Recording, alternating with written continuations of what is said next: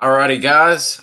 Those of y'all that are going to be here to join us live, it is going to be a wonderful show.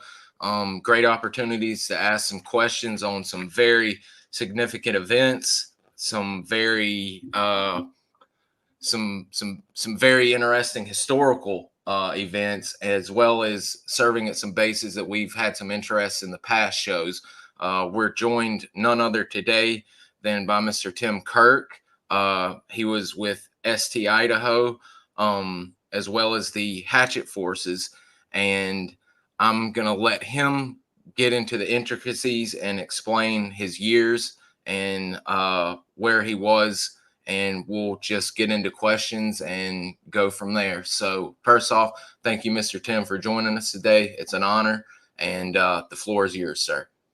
Okay. Well, I joined the Army on March 1st, 1965. Went to basic training at Fort Leonard Wood, Missouri. From there, I went to advanced infantry training in Fort Ord, California. And while I was out there, someone kind of dared me to go to jump school.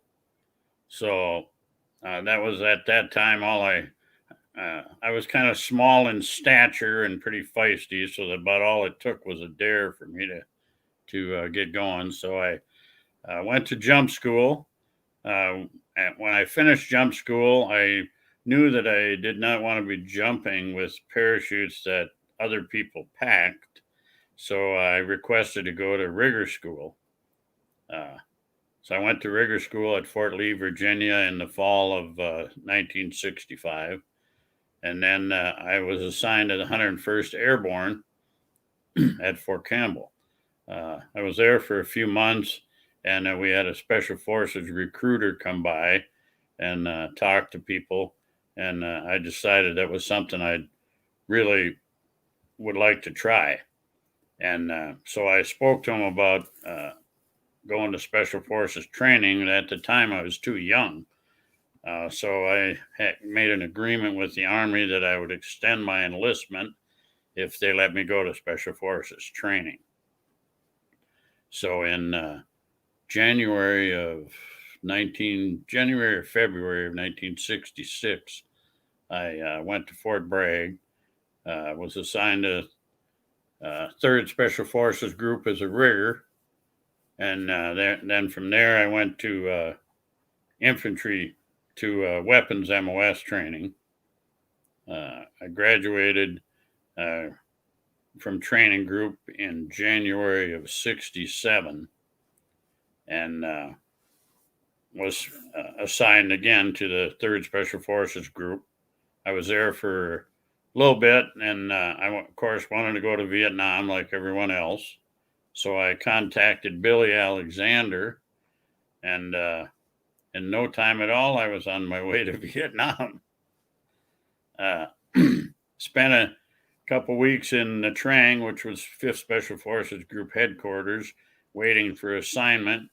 And everybody that went was assigned, except for a few of us were held over in the Delta compound, and they kept telling us that, well, your assignment's coming. And then finally they told us we were going to be sent to Command and Control North, or C&C North, in Da Nang.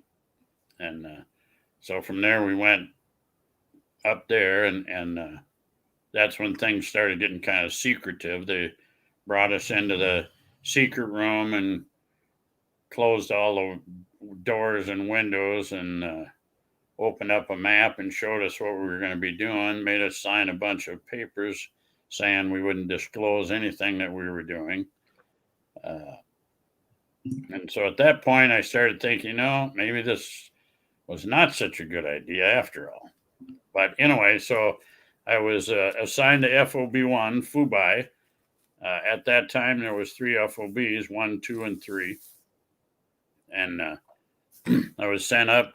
I arrived in Phu-Bai on June 3rd of 1967, which just happened to be the day that the Oscar 8 AO was infiltrated by 80-man hatchet force that were pretty much decimated as soon as they hit the ground. So it seemed like about half of our camp was wiped out the first day. They lost at least 6 Americans and 40 Indig on my very first day there. So from there, I hung around. I was assigned originally to the Hatchet Force to try and rebuild it. And then at a point, I went on a couple of strap hanger missions, which were missions that you went along with a recon team to kind of see what it was like, and they could see what you were like in the woods. And then eventually I was assigned to Spike Team Idaho, and I stayed with them until early January of '68, where I was sent up to Khe Sahn, which was under siege at the time, and spent about 2.5 months in Khe Sahn. Came back, and I was kind of a short timer then, so I was still assigned to the Hatchet Force, but was pretty much non-operational. I came home, stayed for a few months, went back, and was sent to CCS, which was Bammy Tuat Command and Control South, and where I spent a couple months down there. I was wounded, and so I was non-operational there also, and I left the military in April of 1969, and that was it. Came home, drank too much, got in a lot of trouble, went through one marriage, kind of reassessed my relationship with God, and got my life turned around, and here I am today, happy to be here. Absolutely, sir. And that is, excuse me, that is, if I can say so myself, that is one heck of a resume you've got right there. I mean, jaw dropping, to be quite frank. And once the viewers learn a little bit more, they're going to be even more shocked. But you had mentioned before we even get into Vietnam, you mentioned the famous name of Miss A. Could you speak a little bit about how you even found out about Miss A and what your interaction was with Miss A? Well, Mrs. Alexander, Billy, was very well known in the Special Forces community back then. She handled all of the assignments for Special Forces and Special Operations. And I don't remember exactly how I got her number, but you could call her directly in Washington and within days have your orders to be on your way to Vietnam. She was a very fascinating lady, and took care of, loved Special Forces, and took very good care of her guys. There's a wonderful tribute website of her, with photos of her, a biography on her, and it's absolutely outstanding. As a matter of fact, I'll link that into the notes here, and I've got a wonderful photo of Mrs. A and Mr. Billy together, actually. Yeah. Yes. I never met her, but I felt like I knew her well. Hearing the stories of, like you said, of guys wanting to get, they were actually wanting to go to fight, and her seeing that and saying, and I believe in the famous, guys have heard me mention it, Colonel Lindsay wrote a great CCS history book, and there's some vignettes on her, and she said in one of them that she would much rather send a young man that's wanting to, has the will to go, than someone that, you know, is not wanting to go, doesn't show any aptitude to go, and all of that. And she would even check in on a lot of the guys that she had put in to make sure they were doing okay. She sounds like just an outstanding woman, or she was an outstanding woman. Yes, I would agree. Wow. And and speaking of how great she was, one of our prior guests, and I had it and I was going to post it, but he actually remembered her number at the Pentagon and recited it to me, and I've got it written down somewhere here in my show notes. But that's how close y'all got, or USF men were with her, that y'all had her number and knew it, and if some guys needed it, that would pass it around. It's quite amazing, quite amazing. But with you now getting into, well, actually, before we do that, because we did have someone ask about training group and your training a little bit. Jason Holmes was curious. Are there anybody that we may know, or in the SOG sphere, that you went through training group with? There was only a couple guys I can think of. One of my very good friends, Jimmy Salaga was his name, weapons guy, and he unfortunately passed away about 2 years ago now. We were separated when we went to Vietnam, and I didn't see him for almost 40 years, and we just accidentally stumbled upon each other. He was living in Las Vegas, and he had thought that I had been killed in Vietnam. And so for 40 years, he didn't know I was alive, and I responded to a Facebook post, and we ended up connecting with each other after all that time. Wow. That's another interesting thing, since I've been lucky enough to speak with you gentlemen, and also be lucky enough to be invited to SOAR, which is the Special Operations Association reunion in Las Vegas, and getting to see how guys, for instance, there's two CCC men, Howard Sugar and I believe Mr. Mike Bentley, who lived literally 10 miles apart from each other, maybe less, and didn't know it until they happened to either meet up at SOAR or cross paths on Facebook, and then relinked up, and, you know, we're best of buddies until I believe Mr. Bentley passed away. I may be getting the man wrong, but nonetheless, until he passed away. So it's always unique to hear how you guys hook up after all these years, if y'all happen to have lost touch, considering the secrecy of and not being able to speak about it. Yes. That's that's heavy duty stuff when you're walking in and immediately signing NDAs. Jason was curious about, any notable instructors that you can remember? It seems like so long ago now that I don't really recall. I was there in sort of the earlier part of MACVSOG time.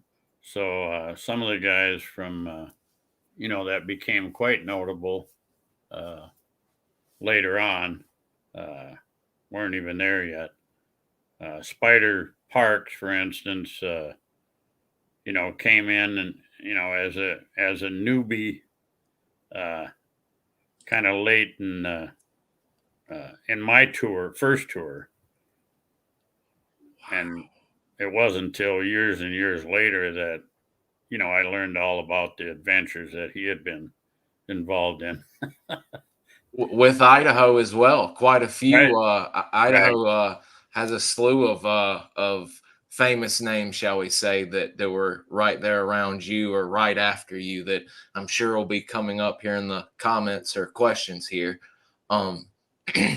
Excuse me again, guys. I'm sorry. When you first get in country, you mention you're kind of stuck around for a little bit. I believe you you go to Nha Trang for a little while. Is that correct? Before you end up going to Phu Bai? Right. Nha Trang was 5th Special Forces Group headquarters, so everybody coming in the country in Special Forces was sent to Nha Trang, and then that's where the assignments were handed out. To you were sent to different A teams or B teams or C, wherever you were going to go, and then there was probably about 10 of us that didn't have assignments. The term was waiting on assignment. So the Delta Project compound was down the road from 5th Special Forces Group headquarters. And I guess they didn't want us hanging around at 5th Group headquarters, so they sent us down there and hung out for, it seems, maybe a week, where everybody was kind of just sitting around like, what's going on? How come we're not being assigned? Kind of in limbo, kind of. Yeah, kind of complaining, typical Army complaining. So with I hear from guys, and especially in different years, was there a introductory into Vietnam course, a combat orientation course, or anything like that going on at the time when you were getting in? No, not at that time. No, we were sent when we were assigned to to CNC North. We were just sent up there, and then we were given an assignment. There was training that went on after I got to Phu Bai.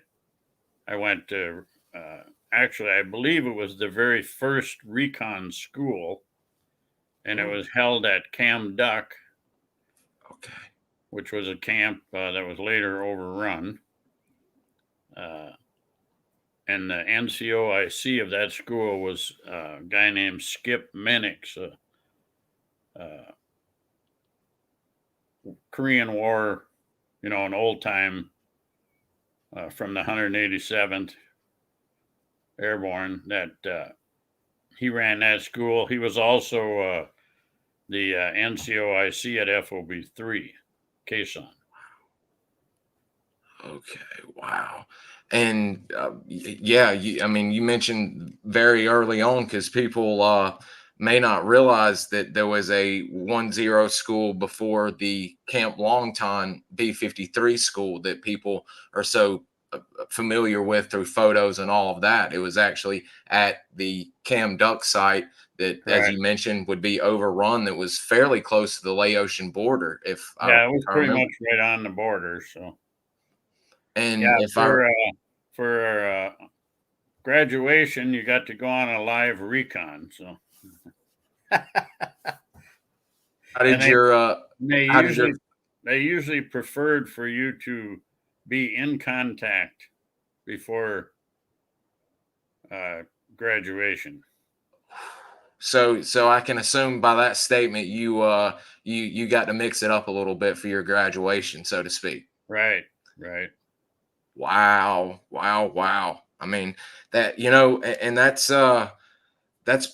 very interesting and probably very helpful, especially for that group you were with, because if I remember correctly, Camp Longton was in the Australian AO, hot nonetheless. They'd go on their training missions, but y'all are right there by the Laotian border, and you're doing your field training exercise, your final exam. So I gotta think that's some pretty heavy duty graduation work you've got to get through to pass. Yeah. Wow. And people, again, I'll give Jason Hardy all the props, because he needs it. This is the new edition that Idaho was redone in, which Mr. Tim is featured very heavily in. But Cam Duck originally was where the first, if I'm not mistaken, 5 recon teams, Idaho, Dakota, Iowa, Alaska, maybe, and something else. I believe those were the first ones, and those were the first teams that actually crossed the border. Right. That was the original launch site. Okay. That's what I was thinking there, it being so close to Laos, it being the perfect launch site. Wow. Now, did you, after 1-0 school or your recon course, did you have any more contact at Cam Duck, or was that your last? I think that was the last time I was there when we left. Because I can imagine probably shortly after that, it was about the time the attack. Yeah, it was overrun in 1968, spring of 68. So I think so. And guys, there's a wonderful book on that exact incident called Bait by Jim McElroy. It's very good, and it talks about the SOG men and its history as a SOG base that I can't recommend enough. And as a matter of fact, I'll link that in the show notes for you guys as well. Before we get to some of these great viewer questions, I thought a great way to let people know what you were getting into right off the bat. If you would mind telling us what it was like your first, literally the first day you get on the compound and you're coming into and you're seeing the results of the Oscar 8 raid that Billy Waugh and the guys were on. Yeah, it was pretty crazy and chaotic. Of course, there was well, I didn't know exactly what was going on at the time, but I knew it wasn't good because there was medevac choppers coming in and people being unloaded, and pretty much complete chaos within the camp because they were trying to get reinforcements and trying to get more aircraft, gunships and support aircraft on site. The radios were all blasting, and the survivors were of course it was I don't really want to call it a panic situation, but it was a very dire situation. The first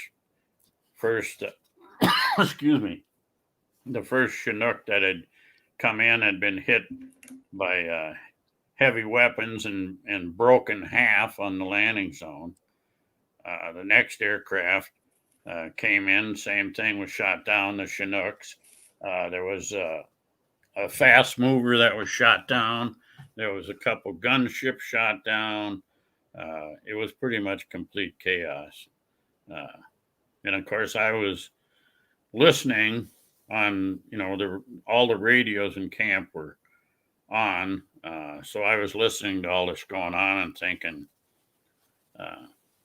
this was probably a really bad idea to be here. I tell people I think I cried about the first 5 days I was there, just because I figured I was not going to be alive for a week anyway.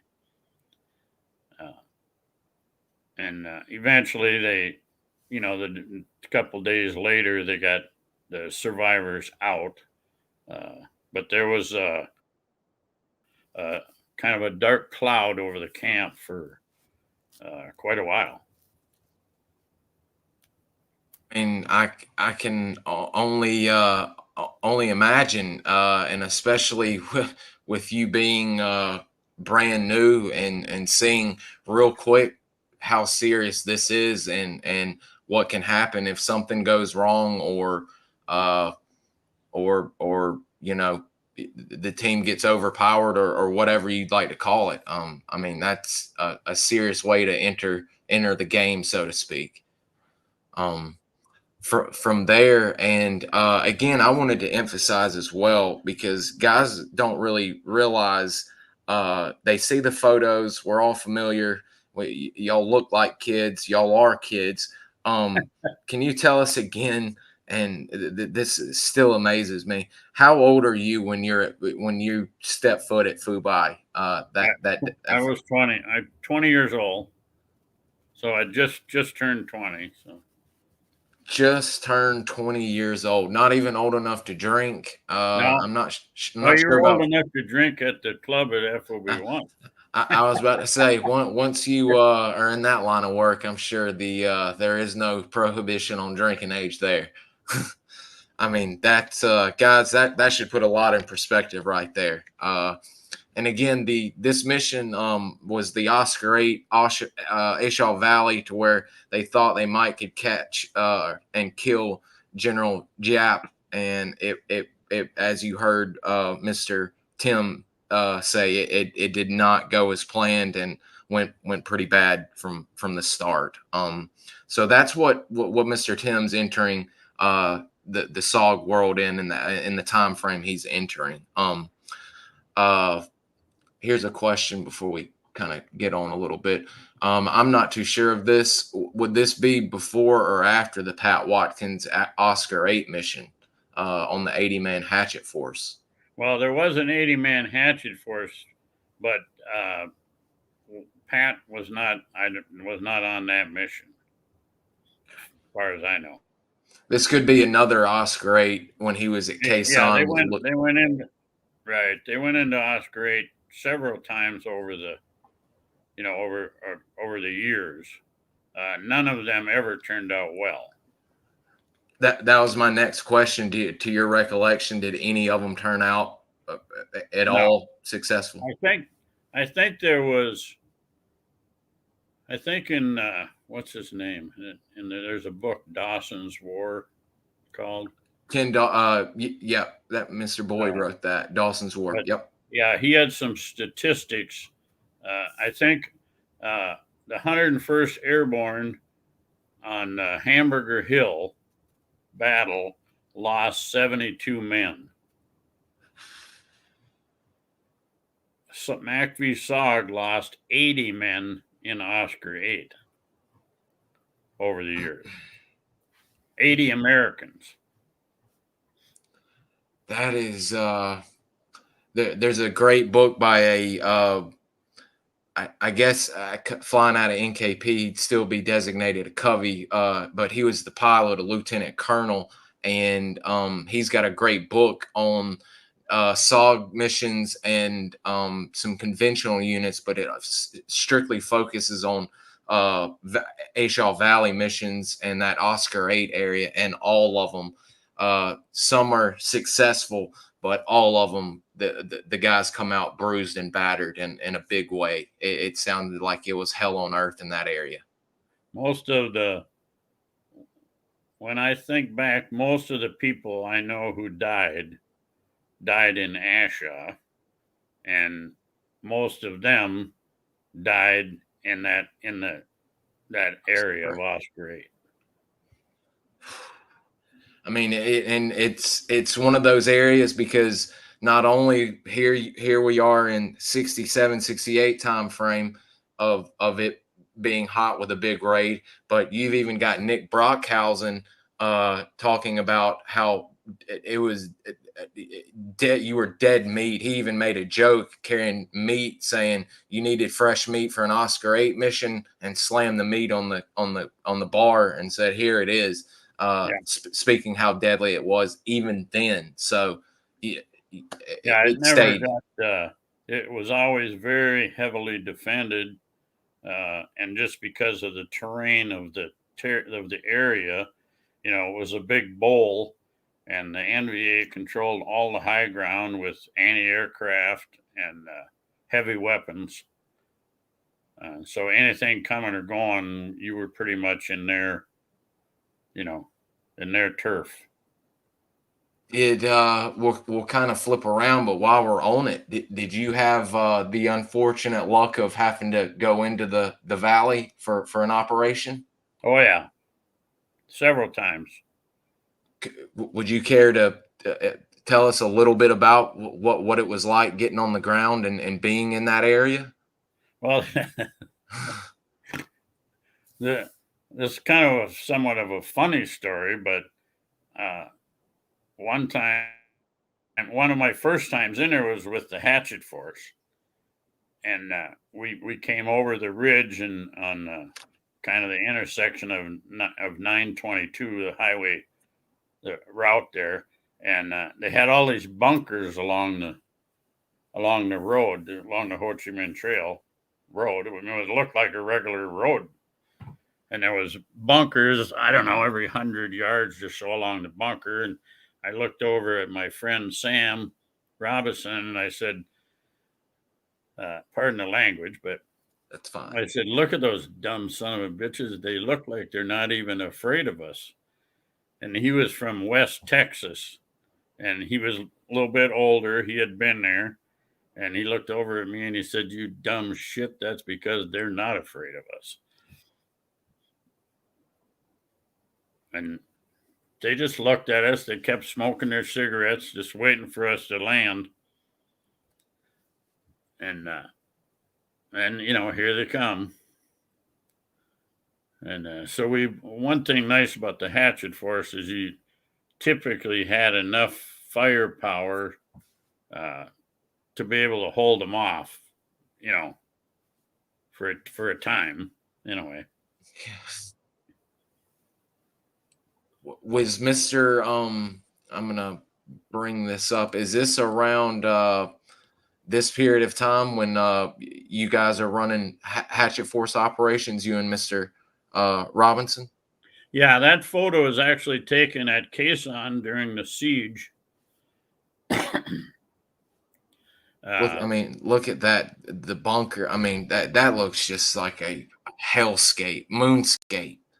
Yeah, there wasn't, I don't remember exactly when it was taken, but any trees that were still left standing were all blown apart. Everything was defoliated.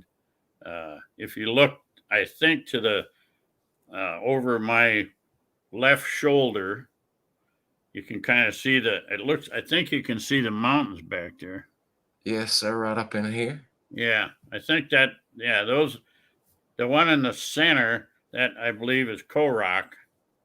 So we're looking west there. And that's the one with the big gun. That's in Laos. Okay.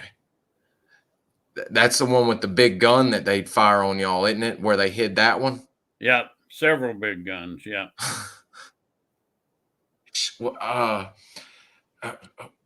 we're still on Khe Sanh, what was that like being under? Because you were there 77 days. What's that like constantly being underground? And if you're, running missions, what's that like to be literally stuck underground?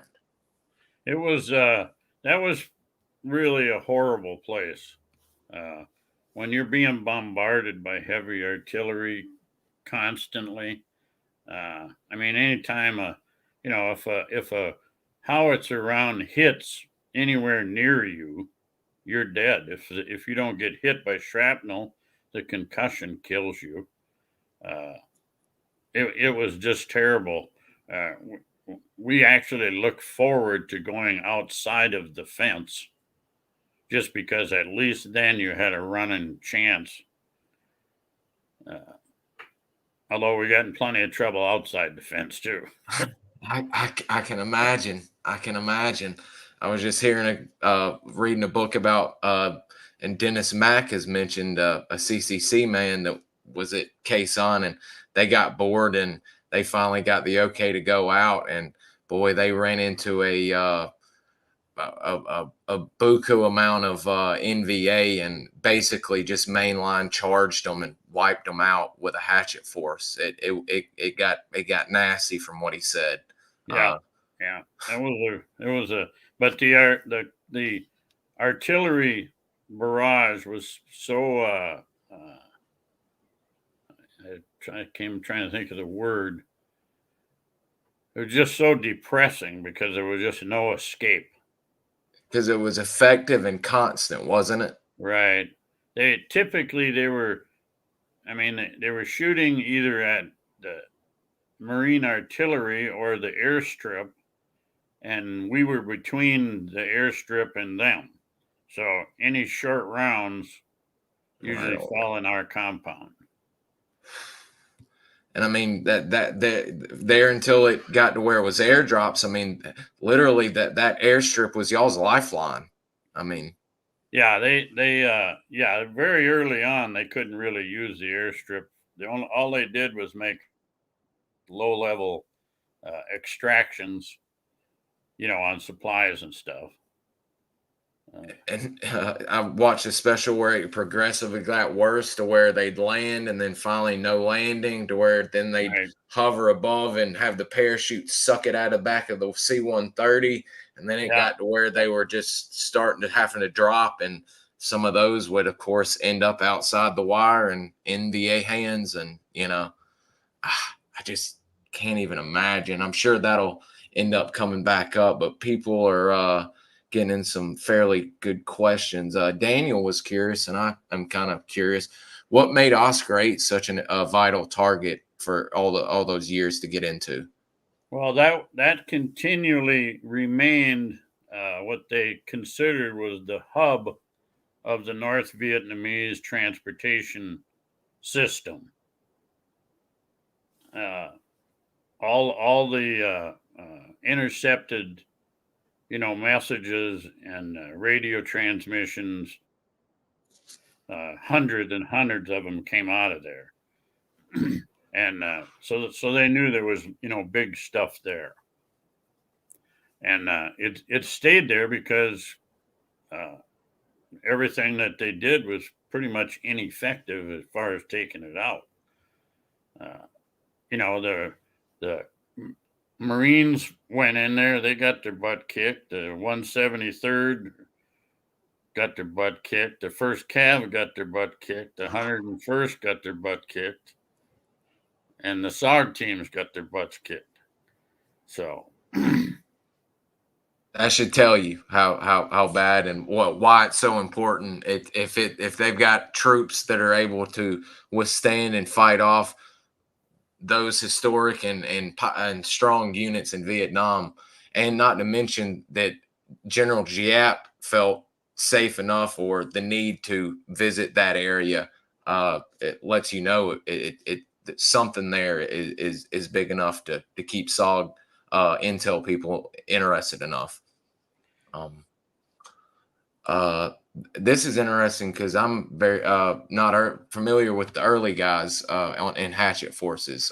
Glenn would like to know what was the average number of troops, American plus Indig, inserted on hatchet forces, hatchet force missions. Right. It was a hatchet force was typically about 40 men, anywhere from 2 to 6 Americans, typically 2 to 4, so you got 4 squads, basically. Some of there was always troops who weren't as trained, as prolific as others, that were involved. But typically, yeah, about 40 men, 40 Indig with 2 to 4 Americans. Now, at this point in time, because we've had several hatchet force members, but one in particular from CCC that was a squad leader, but the overall commander on the ground was a captain and then a lieutenant in charge. What was the leadership tree, so to speak, in a hatchet force operation? Right. Usually, there weren't when I was there. I was only aware of one officer who ran recon. Wow. At FOB1. Later on, and during my first tour, there were others, but the hatchet forces, the hatchet force we went to Khe Sahn with was a lieutenant, 2nd Lieutenant Chips Fleming, Allan Fleming. Some of the others had captains. Most of the ones at FOB1 were lieutenants, and the depending on their experience, there was usually a senior NCO that was, I won't call him a first sergeant, but basically there was a senior NCO that, was in very close contact with the command structure. And what was your overall role when you were with the hatchet forces? I was a squad leader. Okay. Or what they would call a squad leader. Mm-hmm.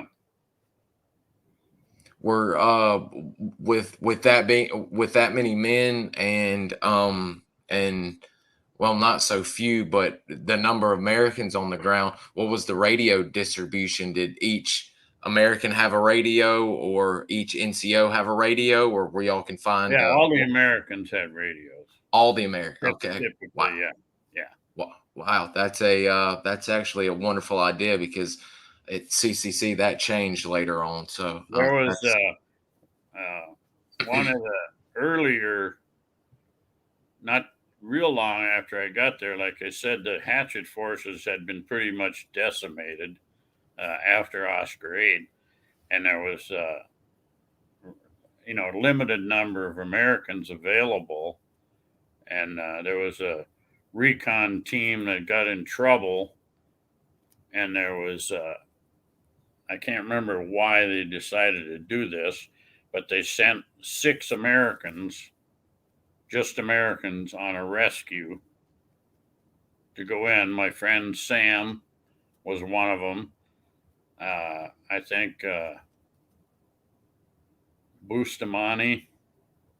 Manuel Bustamante? Yes, yeah. sir. And Lieutenant Bob Green was another one. He was the 10 Leloy. He was, and when they got there, they got in trouble. And so they called for a hatchet force, and there was nobody to take the hatchet force out. So I was tasked with, all by myself, loading up a hatchet force to come in and assist them. And we got on the loading, the landing platform across the way from FOB1, and we're all loaded up and ready to go, and they called it. The 6 guys got out, and they got the guy they were after. And wow, I mean, to think that you about to lead a whole platoon on your own. I mean, wow. Yeah, I received some kudos, from some of the guys for that, but I was pretty much, whenever you're on the ground, you're pretty much terrified. You're just,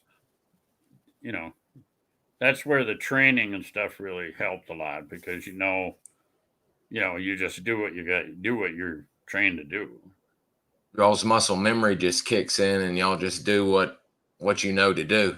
Right. I went blank on something, but how many more hatchet force operations were you a part of, or did you work on until you were with ST Idaho? Yeah, I probably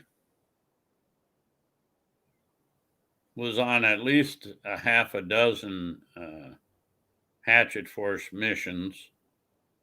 And in between, I ran a couple of missions as a strap hanger, on recon teams. ST Michigan, Henry Mishniak was a older Czechoslovakian from World War II era. I went out with him. He was quite the character. There was some pictures of floating around with him and some of the Nungs and one of our COs in the bar after mission where we were quenching our thirst. And but for that one. well, I went out with him. I went out with Bustamante once. That was I think that was no. I think I went out on a couple before I went to the recon school. Okay. Oh wow. Okay. Maybe one, and then I went to the recon school. Wow.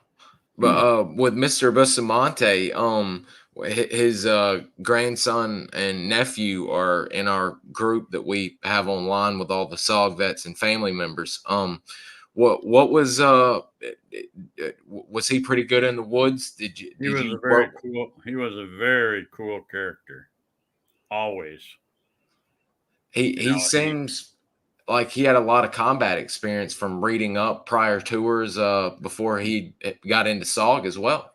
Yeah. He didn't. He carried himself very well at all times. Wow. I know his family will enjoy hearing that. I'll be sharing that with them. There's some good photos, and again, guys, they're a lot of money, but they're worth it. Mr. Bustamante is in here with Mr. Tim, Lynn, Spider, Don, all of Idaho, and 3 other teams. Now, I may have gotten us timeline thrown off here, but when did the famous Lang Vei rescue come into effect? Was that before you went to recon, or was this while you were? No, the Lang Vei rescue was February 7th of 1968. Wow. That was when, after the hatchet force from FOB1 had been sent up to Khe Sahn, FOB3, to reinforce, their perimeter. Could you would you mind talking? Actually, there's a question that deals with the photo I was literally about to show, and I'll bring it up so you'll know what exactly he's talking about. It's actually one of the photos I've sent to you in the mail. This one. In the picture with the Indig holding the M16 in front of the helicopter, your uniform has some identifiers on. Curious if you remember what was going on here. I'm assuming it was not before a mission. No, that is when we were when the hatchet force from FOB1 was loading up to go to Khe Sanh for the siege. Wow. And you were loaded for bear right here. I mean, loaded. Yeah. Wow. And always curious. I'm going to go ahead and knock that out. You said that was your one of your radios, correct? Yeah. On your shoulder. Radio. Okay. Excellent. Just wanted to make sure on that. And guys, as he said, this is leading up, and if I'm not mistaken, where the hatchet force was comprised of members of New Jersey, Idaho, and I forgot the other one you mentioned. I know those. Yeah, there was several New Jersey, Idaho, Alabama. I don't recall all of them, but there was a. So that was probably the finest hatchet force group that I ever operated in or with, because of all the a lot of recon indig involved, and the recon boys, the indig were much better trained, much better able to handle themselves, than the regular Nung hatchet force. They were all good. They were all good warriors, but okay.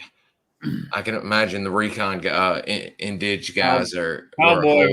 Cowboy was there with us. I was about to get to a question, and since you mentioned, I'm gonna bring that up because here we are. Could you describe Hep and Sal? I'm assuming they were both on Idaho at the time you were. Can you Yeah, talk about the rest of the team that was lost? From the stories, it sounds like they were a great team. yeah, yeah. Well, Hip was around for a long time. He too was a character, pretty smooth, pretty smooth operator. Sal was always very, no joking around, always serious. Where Hip could, be goofing around a little bit. The interpreters would get together and Cowboy Condone and Hip, and a couple of the other ones. One of them, his name was Trang. Uh, and they would goof around more. Whereas Sal was pretty much all business as the indigenous team leader. He was always on the guys, about making sure they had all their stuff ready all the time. Everything was in good shape.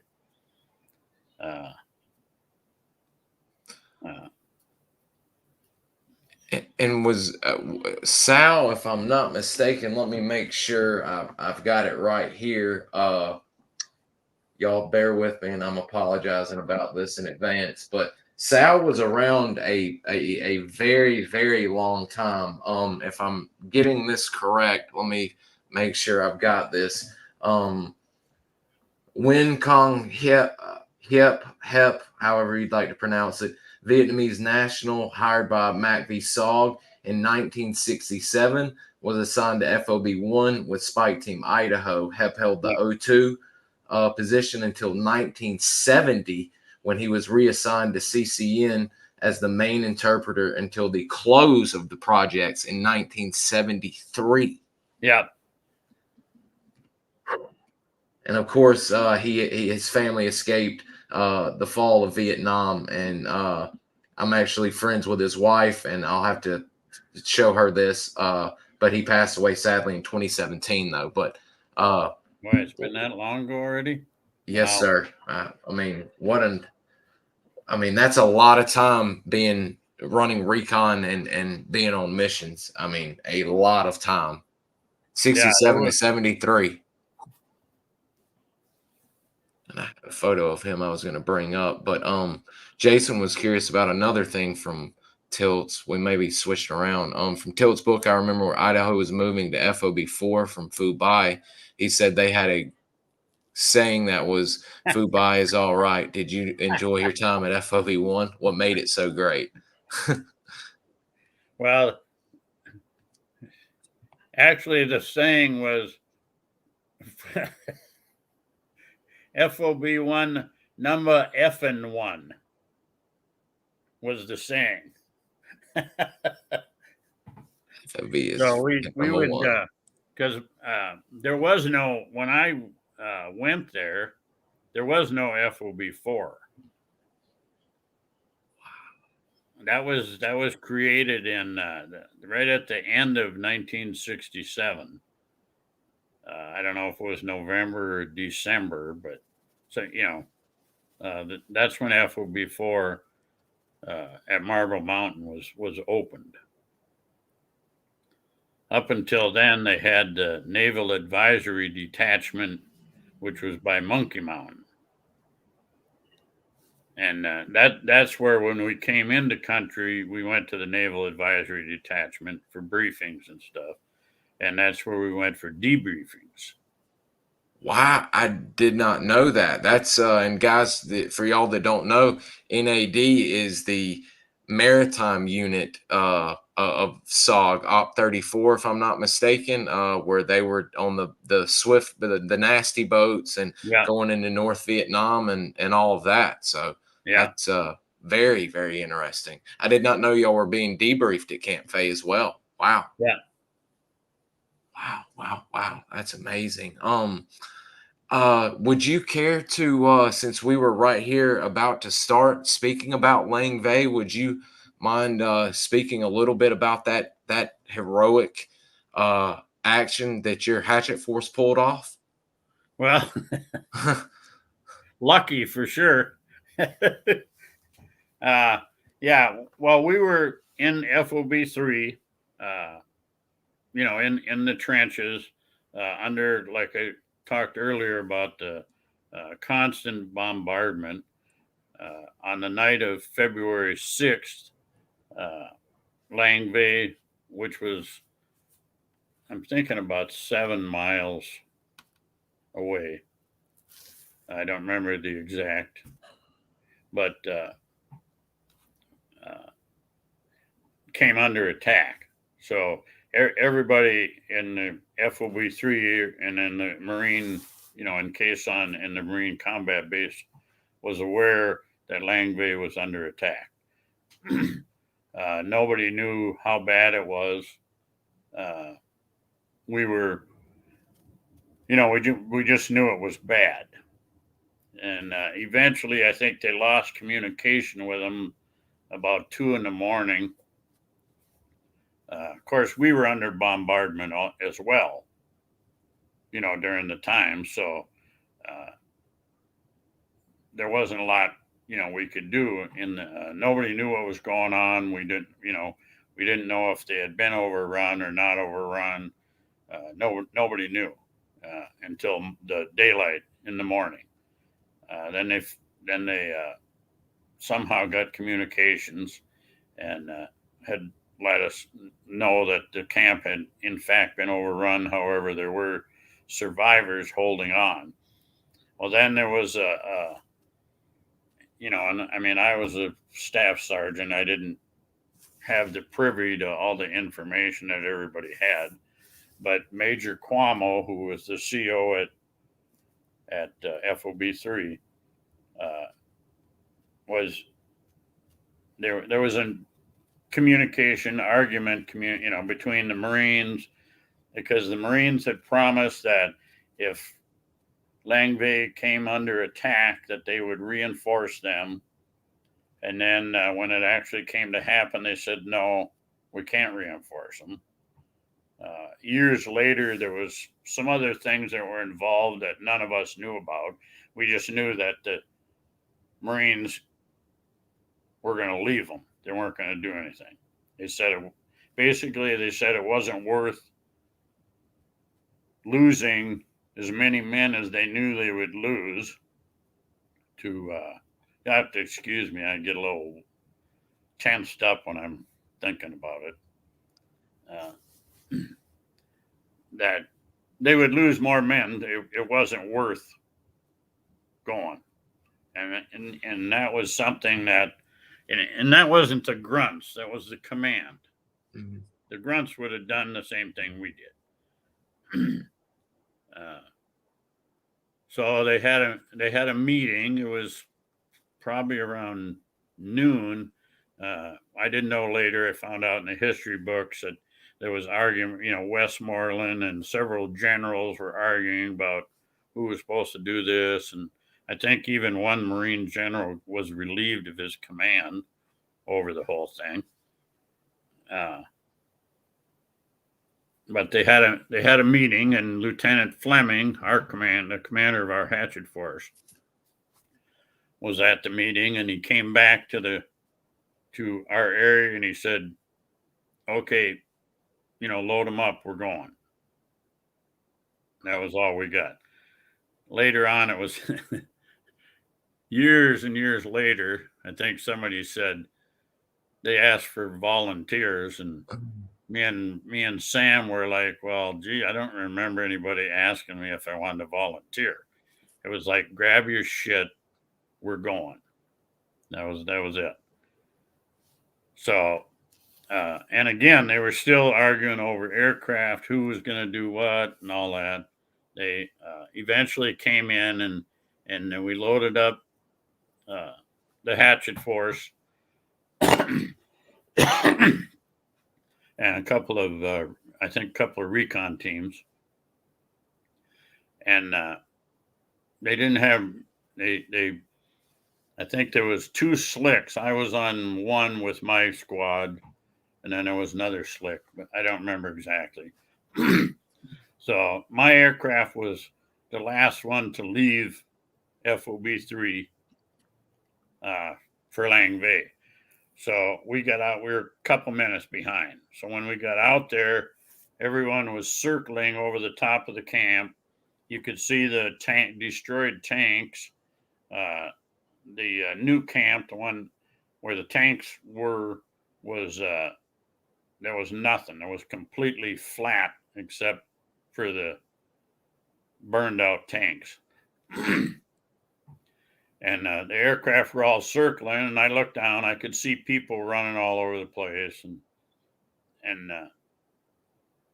the old camp, which was just it'd be to the northeast a little bit, and so sorry. I thought that the hatchet force was on the ground, so I motioned to the pilot to go down. He gave me, kind of this weird look, and I said, take it down. I could see the one bunker, with people poking their head out of it. And so as he was coming down, I was looking, I could see they were Americans. And so our chopper came in and landed maybe 50, 75 yards from that bunker. As I jump off, I realize that not everybody I'm looking at are friendlies. So, we just came off the chopper firing, made our way to the bunker. Long Rear was one of the first ones out. And he was limping, kind of dragging one leg. And there was several of them that were, they were pretty messed up. They had, half of them didn't have weapons. Some of them had broken weapons. Some of them were crawling, and so I just started grabbing people and heading. It wasn't any kind of a heroic move. It was more of a, okay, we're not going to leave until we get these guys out of here. So the fastest way for me to leave is to get them on a helicopter. So I went over and I actually picked up Bill Craig, who was the team sergeant.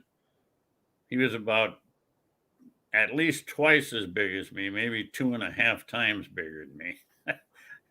I only weighed about 125 pounds, and he was like 250. Threw him over my shoulder and ran to the helicopter with him. Helped get a couple of the other guys. By then, the main, as that was going on, then the main Chinooks came in with the hatchet force, and we suppressed the fire, most of the immediate fire that was going on around us. Although there was mortar and artillery rounds, I think somebody said there was something like 50 to 60 rounds a minute were hitting inside of the compound of mortar, artillery, RPGs. So Lieutenant Fleming, there was a machine gun that was kind of raking the LZ, and Lieutenant Fleming told me to take my squad and take that machine gun out, which was coming from the southwest corner of the camp. And so we started running that direction. And I can't remember if I told you or not, but there was, we were running and jumping behind stuff, and there was bodies everywhere. Literally hundreds of bodies. And at one point I jumped behind this barrier only to realize that it was like a pile of bodies. And so we got down, there was a trench, got in the trench line there, and opened up with pretty much, like I said, our teams had a lot of firepower. We opened up on this ridge where the machine gun was coming from with everything we had. And I fired, I had a sawed-off M79.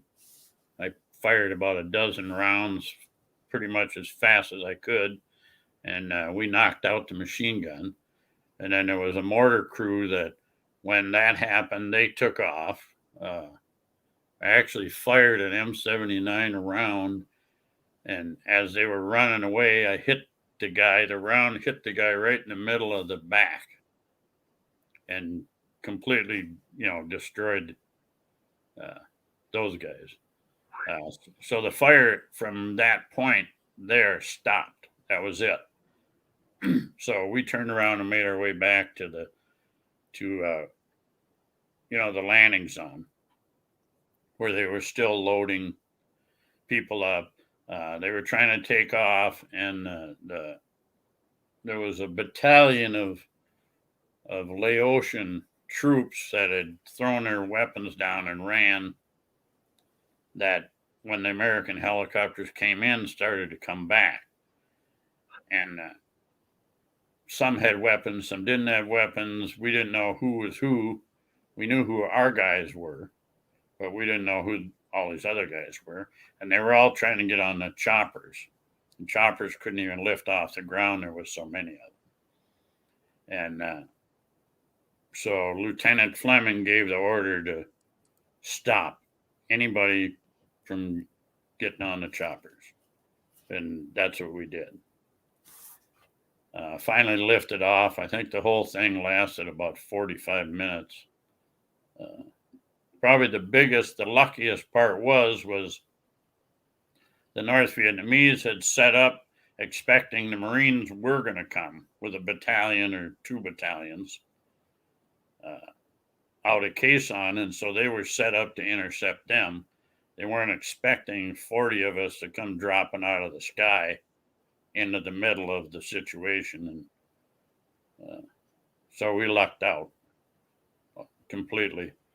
Hatchet Force, I think we only had 1 man wounded out of the whole time, and so again, it was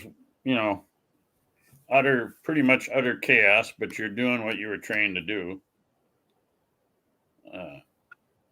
And we got out of there with Longer and the rest of them. I mean, 40 of y'all jumping into the middle of a active assault. I would pay to have seen pictures, and especially with you jumping off, thinking the firing there's Americans on the ground, and you just jumped into a full-on NVA assault, and you've got to commence the kicking ass and taking names. My buddy Sam, I called him Robbie, Sam Robison. He looked down from up in the air, and because I always wore a black hat, and he saw the black hat, and he was like, typical, Kirk, you dumb SOB, what are you doing? And so he laughed about that for years and years. There's Mr. Longer. Yeah, that's Longer. That's the chopper I went in on right there. It's not the Are one. you serious? I came out on the Chinook, but I went in on that one. That was the only Army slick that was there.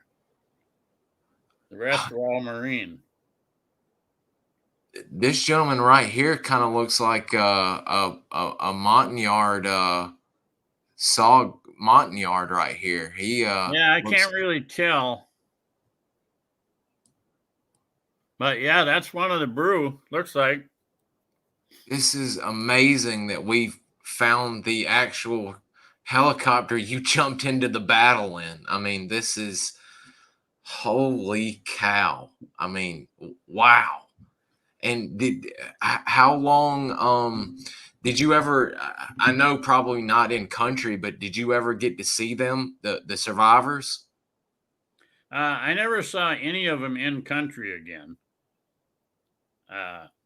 Some of them, after they convalesced, ended up in Mylock at another A10. The A team went there, and they got overrun again.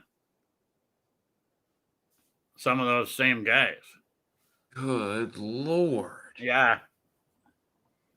There, I'm going to show a few photos of some of the. I think Early may have been one of them. There's one of the tank that got completely destroyed. Yeah. And I think there's one right here of the commo shack to where Longer and them came out of, or I thought I had it. The command bunker.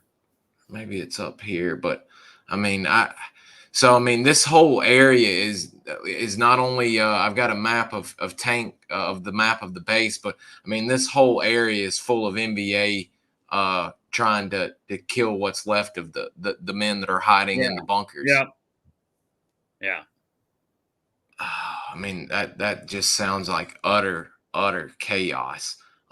Here's the map that kind of shows, and of course I'm going to show what we were speaking about offline, but here supposedly is the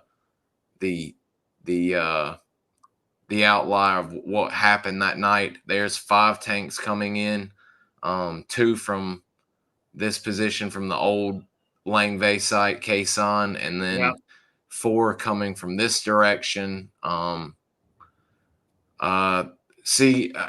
all my readings up until not only speaking to you, but all of my readings have had it labeled as either a MACV advisory team or a Mike force coming into the rescue. And guys, if I was speaking to Mr. Tim offline, because he didn't really know about it, but there are 2 books. One is a photo edition like Jason's, but this edition by Shelby Stanton covers, as you can see, literally the entire time the Green Berets are in Vietnam. But it's a great section on Lang Vei and Cam Duck, as a matter of fact. But I was happy to see finally it mentioned that Major George, again, help me out, Mr. Tim, Cuomo gathered a few dozen Special Forces volunteers at the Khe Sahn FOB and led a heroic reinforcement mission into Lang Vei. His arrival enabled the Lang Vei defenders to successfully evacuate the area, and Colonel Shungle, who was also in SOG and commanded some of the bases, was there fighting like hell. He was the C-team commander. Shungle was, yeah. And he had taken out a few of the tanks, and he said, and I quote, "The Americans who survived the Lang Vei assault owe their lives to Major Cuomo and his air mobile force led by his SOG men. Although many of the soldiers and seriously wounded were evacuated by Marine helicopters, most of the Brew and the Laotians were forced to retreat on Khe Sahn on foot or by Chinook." So you guys need to get this book. It covers all, not just A camps, but it covers the mobile guerrilla force and a large section on SOG in here. And I'll link that in the show notes. But I mean, what a way. And so do y'all immediately go back to Khe Sahn and get right back into the siege, or how's that pretty much we went right back. Just went right back. It was actually that day. My oldest daughter was born on January 24th of 1968. Just a couple days ago was her birthday. But I received the telegram the morning of February 7th, the day we assaulted into Lang Vei. That was the day I heard that my daughter had been born. There was no cell phones, and so it was 2 weeks from the time she was born before I got the telegram, because nothing was coming in and out of Khe Sahn at all. So that, I mean, wow, what a way to learn, and thank God you survived that to get home to your newborn. I mean, oh my God, what a story. So yeah, we came back to Khe Sahn and continued to run missions outside the fence. The Marines had stopped completely running any missions outside of the wire. So we were doing all of the recon with teams, different teams, and with hatchet force unit. Any before you left out of there, any big operations or finds that y'all made while y'all were able to get out and run some operations at Khe Sanh? Oh yeah, we went out one morning and we set up an ambush along this valley, kind of just west of Khe Sanh, the village of Khe Sanh. And it was so foggy. I've told a lot of people this story. It was so, there's no way to even tell people how foggy it used to get. I mean, you literally could not see your hand at arm's length from you. And so we were sitting on this trail and we sat close enough to where the other person was touching you so that you knew they were there. And, we're sitting there quietly, just as it's breaking dawn and you can't see anything. And all of a sudden, a NVA stepped right in front of me,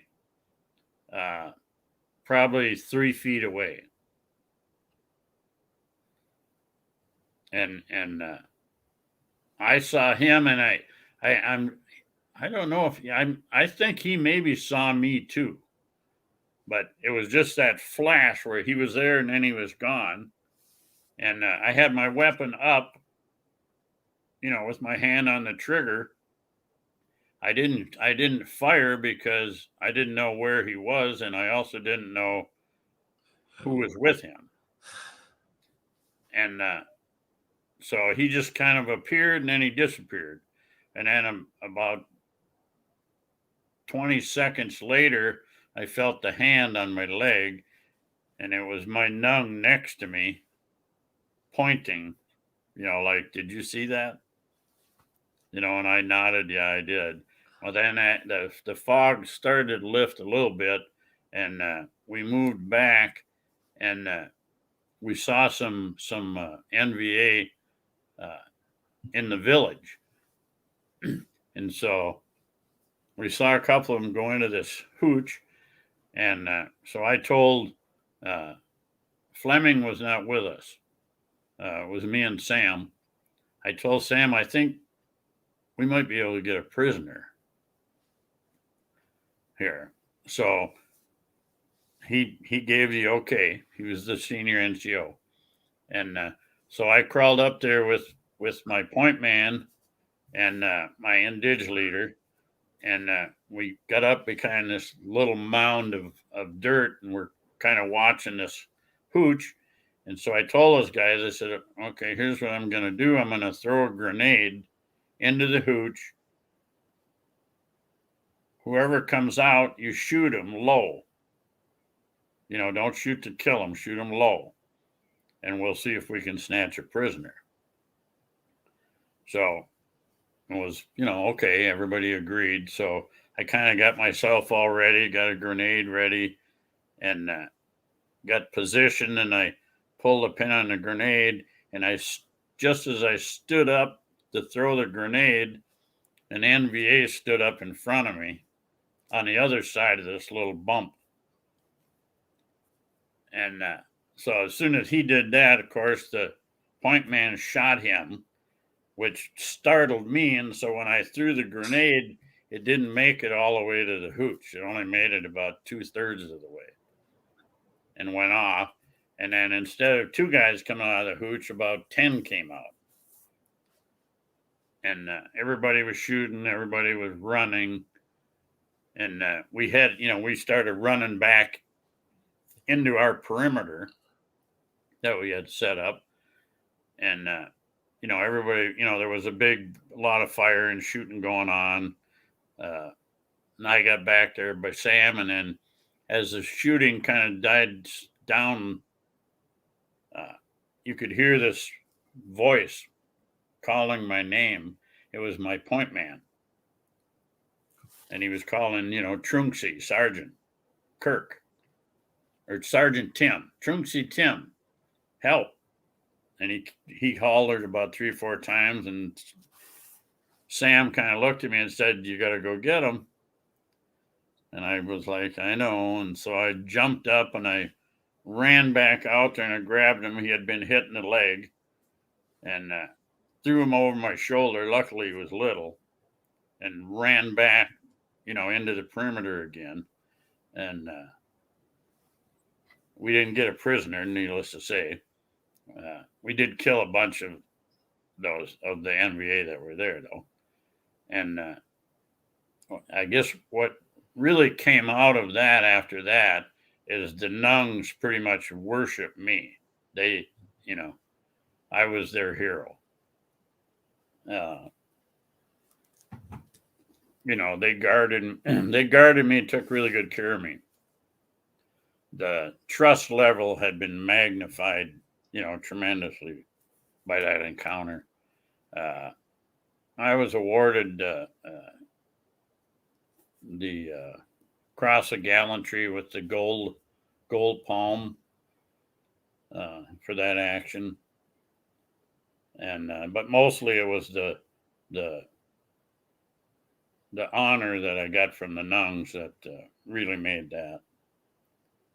There was a couple other incidents that went on, while we were there.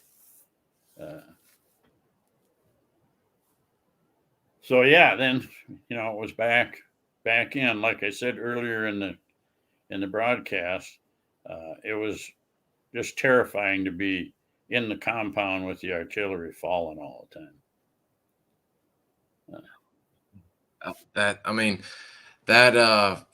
It's anytime we get a Khe Sahn vet, people just and I'm trying and get my local high school that I went to and a school I worked at when I was getting my degree to see if I can start speaking or giving lectures on Vietnam and MACVSOG, because our history programs really need to learn about this and understand what the men at Khe Sahn went through, not just the SOG men, but the Marines under that siege. Is, it's almost going back to WW1 trench warfare like you're seeing in Ukraine now.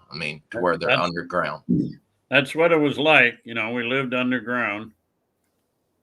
The trenches were dug. There was another story. The trenches were dug in a line. They were probably 7 foot deep. And then all along it would be 7 foot, and then it would come up to about 5 foot. So you could step up on there as a firing position over the top of the trench. And then it would drop back down. And then the sleeping quarters were in the trench line, were dug into the trench perpendicular to the way the trench was running.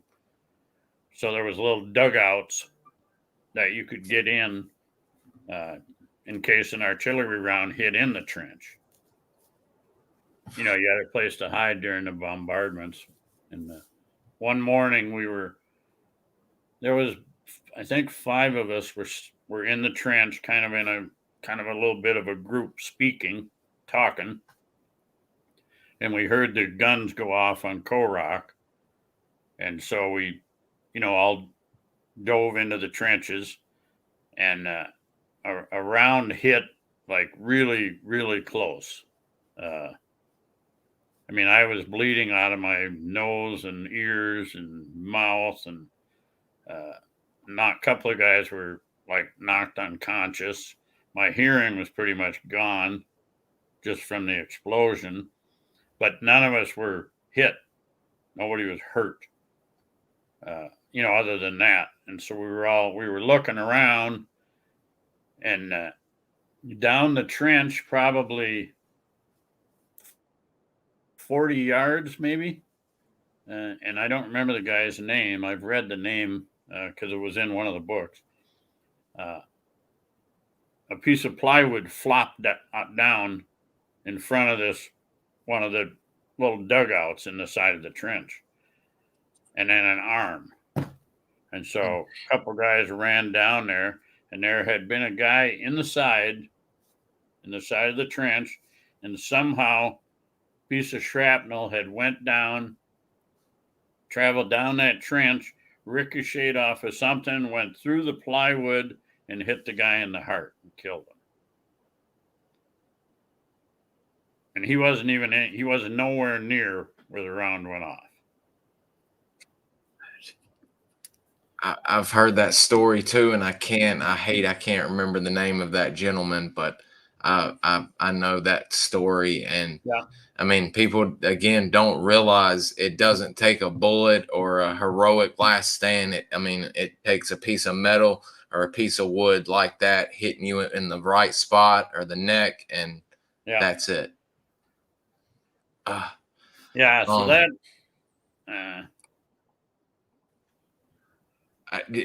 was that a? I'm sorry. Go ahead, sir.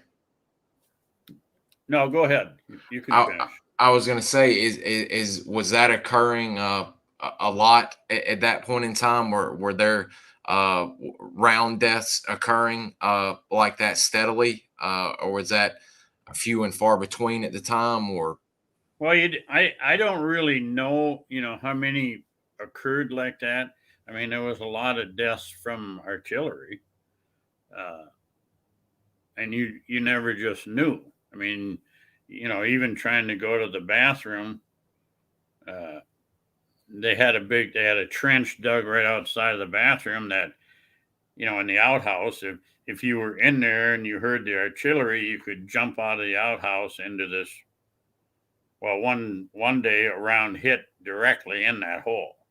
Luckily, no one was in there, but if they would have been, it would have been all over. There was quite a few times where rounds went through bunkers without going off and went into the ground. They had a demo team that would go around and blow them up. That looks like John McGovern right there. McGovern, yes, yeah. Were you around Mr. John McGovern? I knew him. We weren't assigned together. He was at FOB3 assigned there. He came to FOB1 later. Is this kind of like what y'all's living quarters at your time was like? Really built up? The guys who were there first had much nicer living quarters than we did. When we got there, the artillery was already coming in, and it was dig for your life. So my bunker was all nothing but sandbags, with PSP on top and more sandbags on top of that. So. So how long until did you end up actually the mentioned? I think you ran a. I don't know if you were back at FOB1 or if this was at Khe Sahn where you were actually on a body recovery mission. You and Cowboy, I think. Yeah, that was back. Well, Cowboy was on the recon team. So that must have been FOB1 then. Yeah, that was in July of '67. That was pretty early in my tour. That was one of the first Hatchet Force missions I was on. Oh, wow. So the Cowboy was that was neat to see that Cowboy was with you in the Hatchet Forces, and then as well as running recon and such. He was the interpreter for Alabama. Although that the team, I can't remember. Somebody just told me recently which team that was with Sullivan and Almendaris were the guys that were killed on that team with Harry Brown. It was 3 Americans and 5 or 6 of the indige, and they were ambushed Sullivan and Almendaris were both shot, gut shot, according to Harry Brown, originally, and then it was kind of a run and gun fight for a few hours, and eventually they were killed. Harry Brown was extracted in a separate bomb crater from the Indige, and Cowboy was in the separate bomb crater with the other Indige. Wow. So somehow they had gotten separated. They didn't have a radio after, the Americans were all hit. Harry Brown was shot through the shoulder. So then we went in the next day on body recovery. Landed, that was on right by that same Highway 922. And we had the coordinates. We were moving up this ridge, and we got started taking fire from up above, heavy fire. That was one of my very first like massive firefight. Yeah, when the shooting stopped, I mean, there was hardly any vegetation left standing or anything, but we couldn't move forward. We couldn't go any further, even with the hatchet force. So we ended up having to pull out of there without their bodies. And that's always a tough one, I know, for any military unit, but especially the SOG men. I mean, because guys would give life and limb to get back in there and get the guys. Yeah, Billy Waugh was a covey on that one too. Gosh, there was so when that was a hatchet force, so when are you officially on the way home, or not on the way home, on the way to FOB1 from Khe Sanh to begin your recon experience? Well, Khe Sanh was towards the end of my first tour. Okay. That was in February, March, April of 1968. Wow. Okay. So there we go. My notes completely flip-flopped around then. Yeah. Okay. Oh, that's where I messed up. I ran recon. We had a mission sometime in early January of 68 with Idaho. We actually launched out of Lang Vei, A101. We drove there in trucks, and then they had a Mike force that or a hatchet force ambush they set up down on the river, separating, right on the border. And then the recon team hid, and early in the morning, pre-dawn, the hatchet force moved out, and we stayed hidden till everything cleared. And then we tried to cross the river. We were going to walk into Laos because they were having a lot of trouble, getting the helicopters to land without getting shot up. And what happened was the river was real high. We almost lost the point man. He almost drowned. And so we had to abort that mission. So we came back, and then we launched out of Khe Sanh the next day on choppers. And what they would do is they would do what's called a false insert. They would drop the helicopter down like they were going to insert somebody and then leave, but we'd still be on the helicopter. They would do that 3-4 times sometimes. They did all kinds of different, things to try and, goof up the enemy observers. And then they finally dropped us on the back side of Korok Mountain. Oh. And they gave us our coordinates, and we took off. And we went for 2 days. Everything was pretty cool. We didn't, run in. We saw a lot of stuff, but, we didn't run any, get in any trouble. And on the third day, we ended up on top of Korok, and we stopped to give a sit rep. And when we called in, Glenn Lane called in. I had the radio and gave him our coordinates. They said, "No, that you're giving us the wrong coordinates because you couldn't be there in the amount of time you've been on the ground." And so we took azimuths again and coordinated our azimuths and everything and said, "Yeah, this is where we are." Well, while we're talking on the radio, about a platoon of NVA come walking up the trail. And so the first thing I heard, I had my back turned, was the team sergeant yell and start shooting. And as I turned my head, I saw half a dozen NVA fall, and because they had their rifles slung over their shoulders. Oh. And so everybody just sprayed them.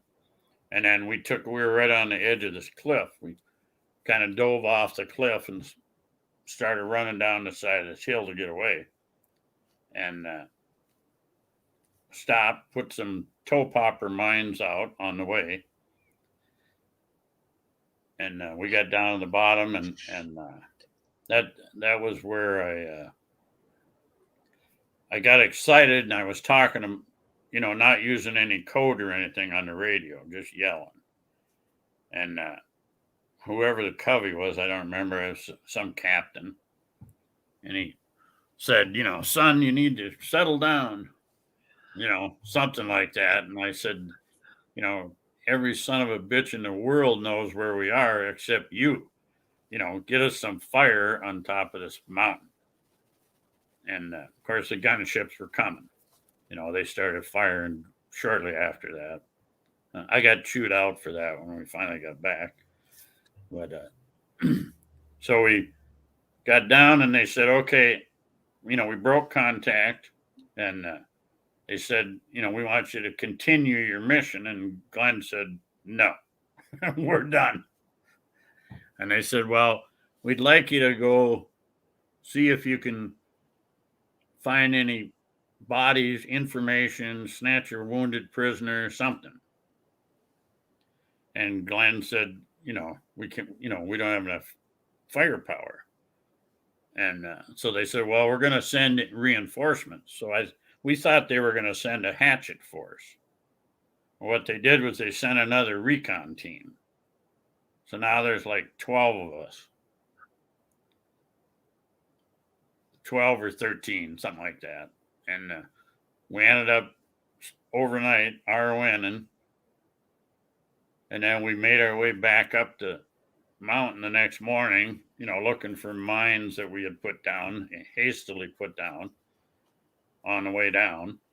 And we got up to the top, and we found several, blood trails and drags where they were dragging people and stuff. And so we kind of started following them back.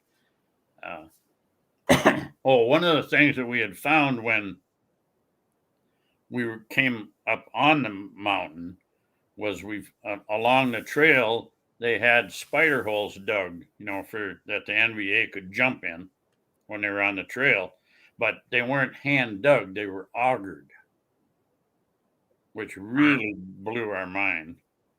Because then it's like, okay, they got heavy equipment here. There was tracks, tracked vehicles with big augers on them, digging holes. And they were like, "Are you sure?" Well, the holes are perfectly cylindrical, just like you'd put a fence post in. And so we were freaked out about that. So anyway, we started following blood trails and trying to find different things. We kind of moved out in this elephant grass, and then all of a sudden we started smelling smoke. Well, here the NVA had started the grass on fire, the elephant grass, and within about 30 seconds, they opened up on us, and so we got a perimeter, but we had 12 or 13 guys, so we had quite a bit of firepower, and there was so we called for an extraction, and there was one tree in the middle of this stuff, and so the chopper couldn't land, and they said, you got to do something about the tree.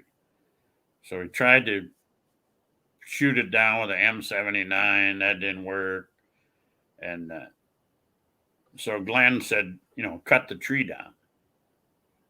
So me and two of the Nungs started whacking on this tree, and then about that time they hit us from another direction, from like the north, and so now we got fire going, and we were being hit from two sides, and next thing I know, they said choppers are coming in. We had about 30 seconds left to knock this tree down, which we did. We got it down just in time, just as the helicopters came over the trees and snatched us out of there.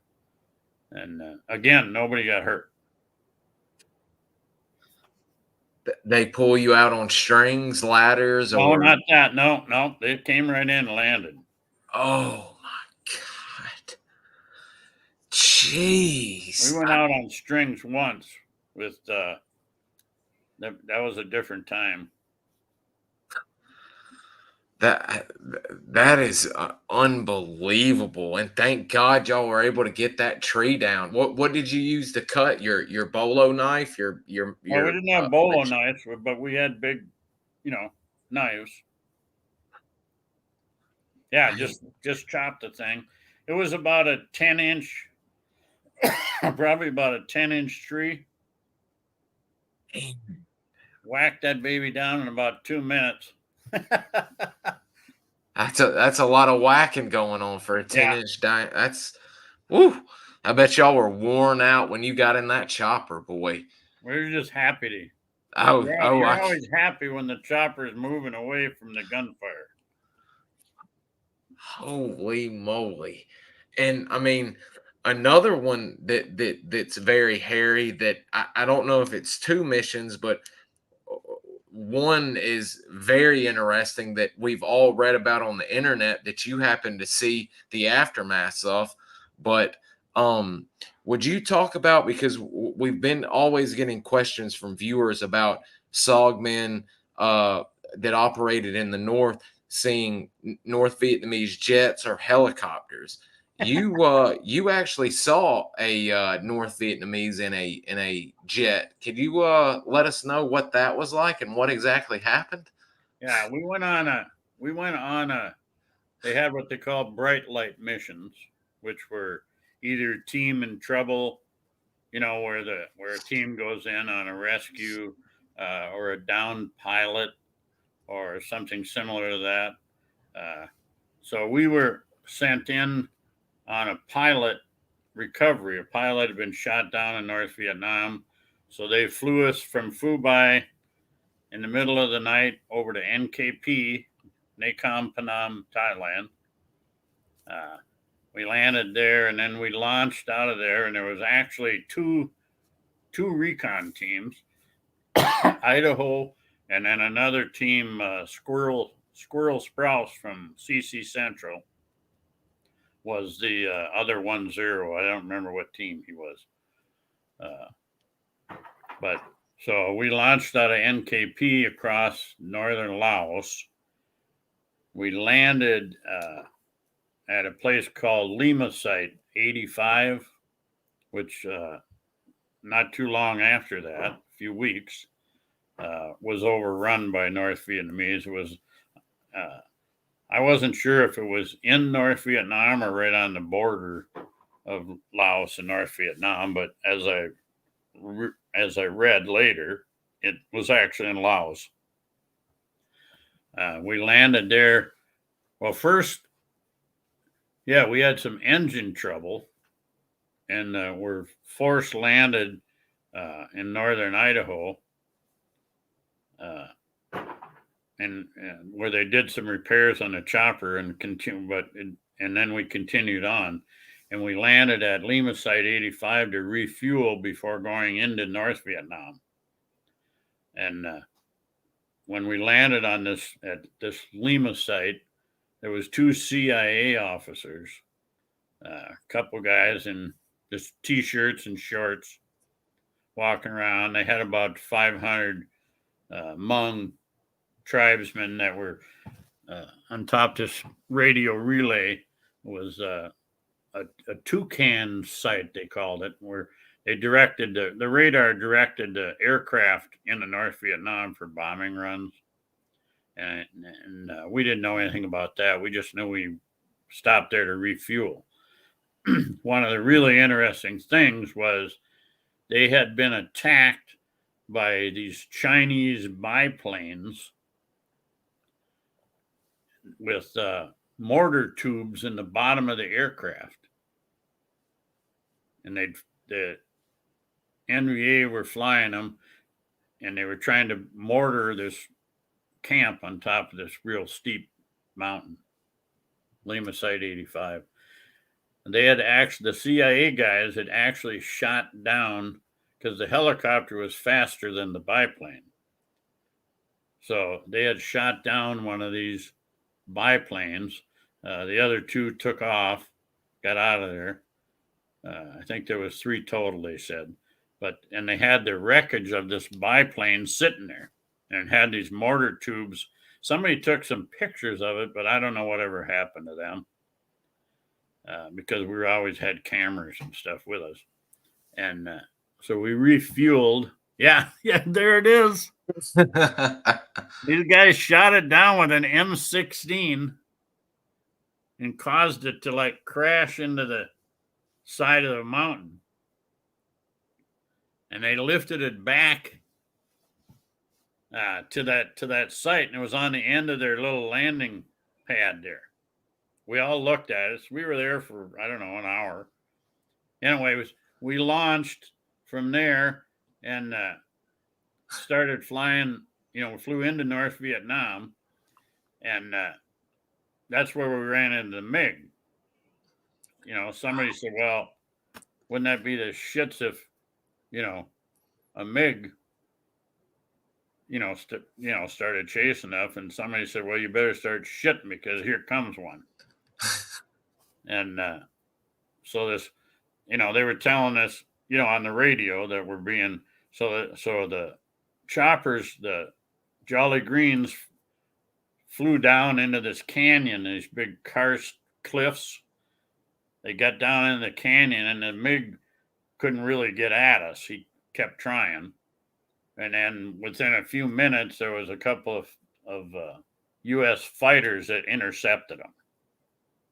And he took off out of there. So we continued onward. This pilot we got within just a few minutes of him. He was still okay, being chased. And then just as we were coming in, to where we were going to start coming in for a landing, they got him. So the mission was called off. They had captured him, and we couldn't get at him. So that was really a disappointing thing to get that close. I mean, that is unbelievable. On one, getting to see the infamous in person, getting to see the Chinese biplanes that were shot down on the end of the road, the runway. That is I've been hearing about that on internet pages and everything for numerous years. And then when we first spoke, you told me about that. My head exploded and was like, what? You actually saw the biplane shot down, and then you top it off with being chased down by a MiG. There was pictures of it. So I don't know if Glenn Lane took the pictures or I'm not sure. I never saw him again, but we stood right there and looked at him. There was like 6 tubes in the bottom of the aircraft, and it was really kind of goofy looking because it was just a matter of them, dropping them through this tube. That was it. Holy cow. And Squirrel Sprouse was a 1-0 award winner at Khantoum, the Silver Pistol. And Yep. he was the 1-0 of ST Wyoming and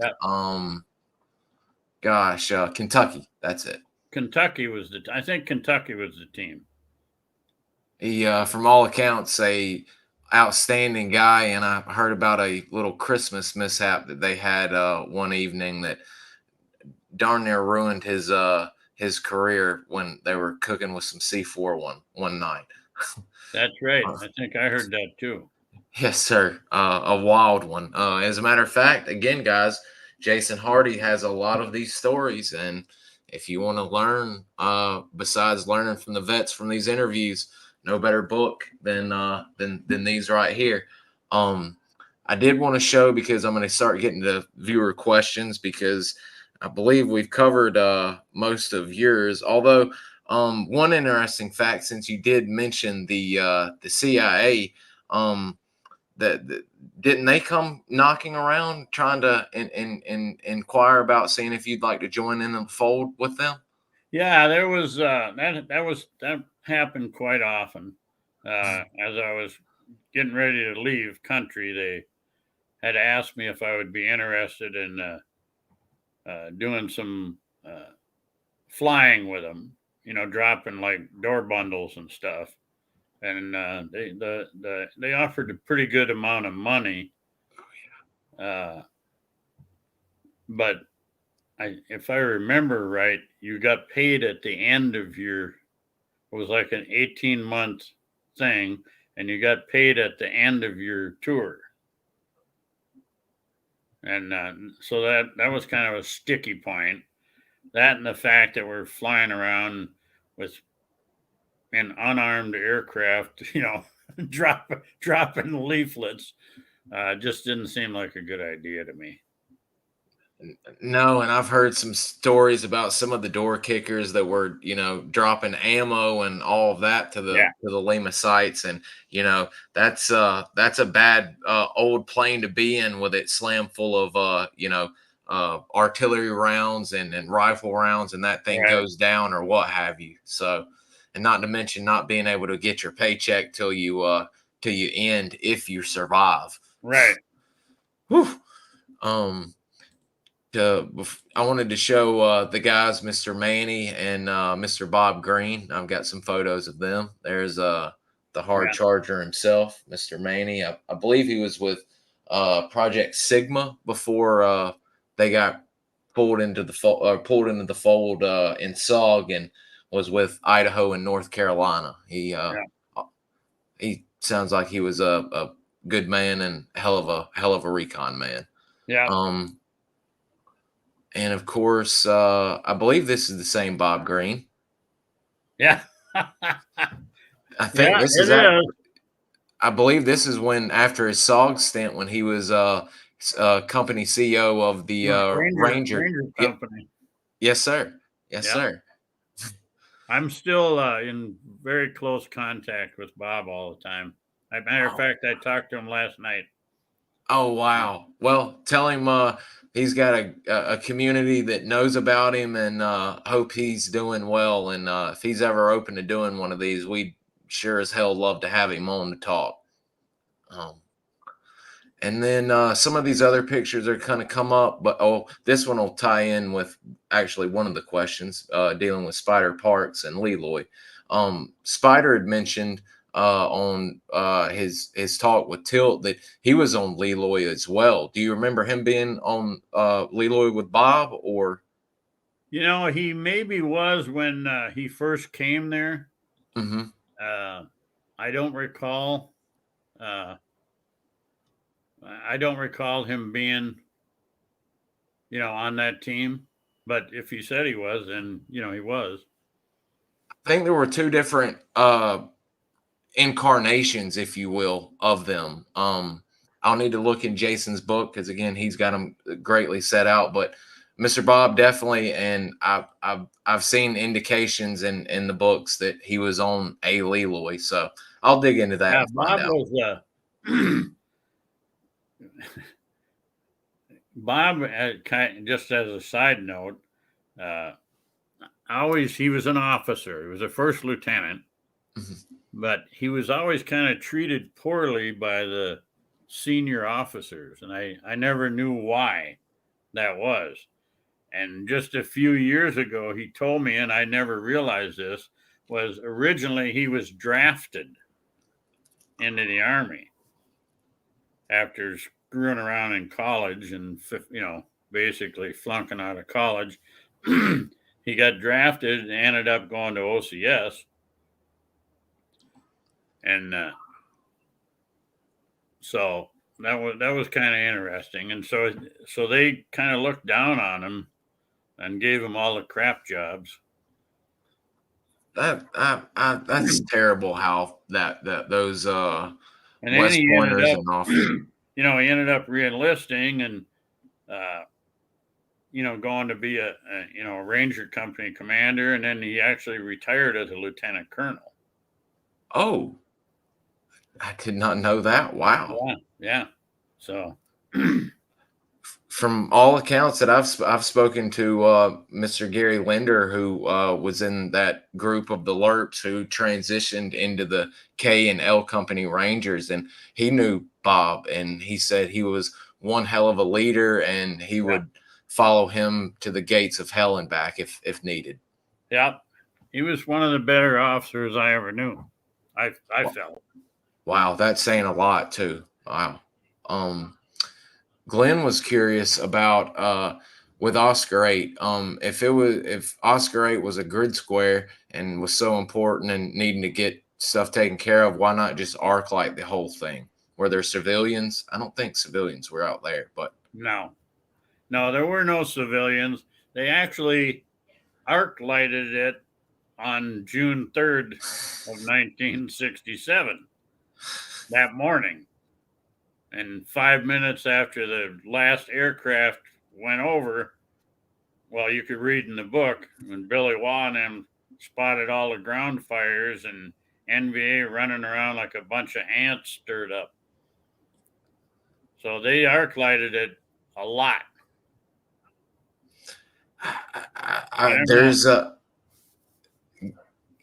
They continued arc lighting. I mean, not just in yours. I mean, like I said with Nick, I mean, there were constant arc lights going. Constantly bombarded Ashaw. Yeah. If I'm not mistaken, this is actually Billy in Oscar 8 right here with his carbine. I don't know if this is the Oscar 8 mission, but this is a Khe Sanh AO mission that he was on. It looks like the back of Billy's head. It does. It does. And it looks like he's trying to get back to the chopper or is looking at something going on down here that probably isn't going on too good. Yeah. And he ended up down at CCS as well. Did you run into him when you were down there? Was he down there in your period of time at CCS? No. Okay. Jason, Cowboy and Hep sound like Spider and Pat Watkins type pair, two of the best. Yeah, they were very well known throughout the SOG community for their longevity in the SOG as well. Cowboy was operational. Bruce Johnston, a medic who died some years back now, a good friend of mine. The last time he had seen Cowboy, I think Cowboy had 9 bullet holes in him. And Bruce had done CPR on him and got him breathing. And then they had medevaced him out. and then he didn't see him for like 30 years.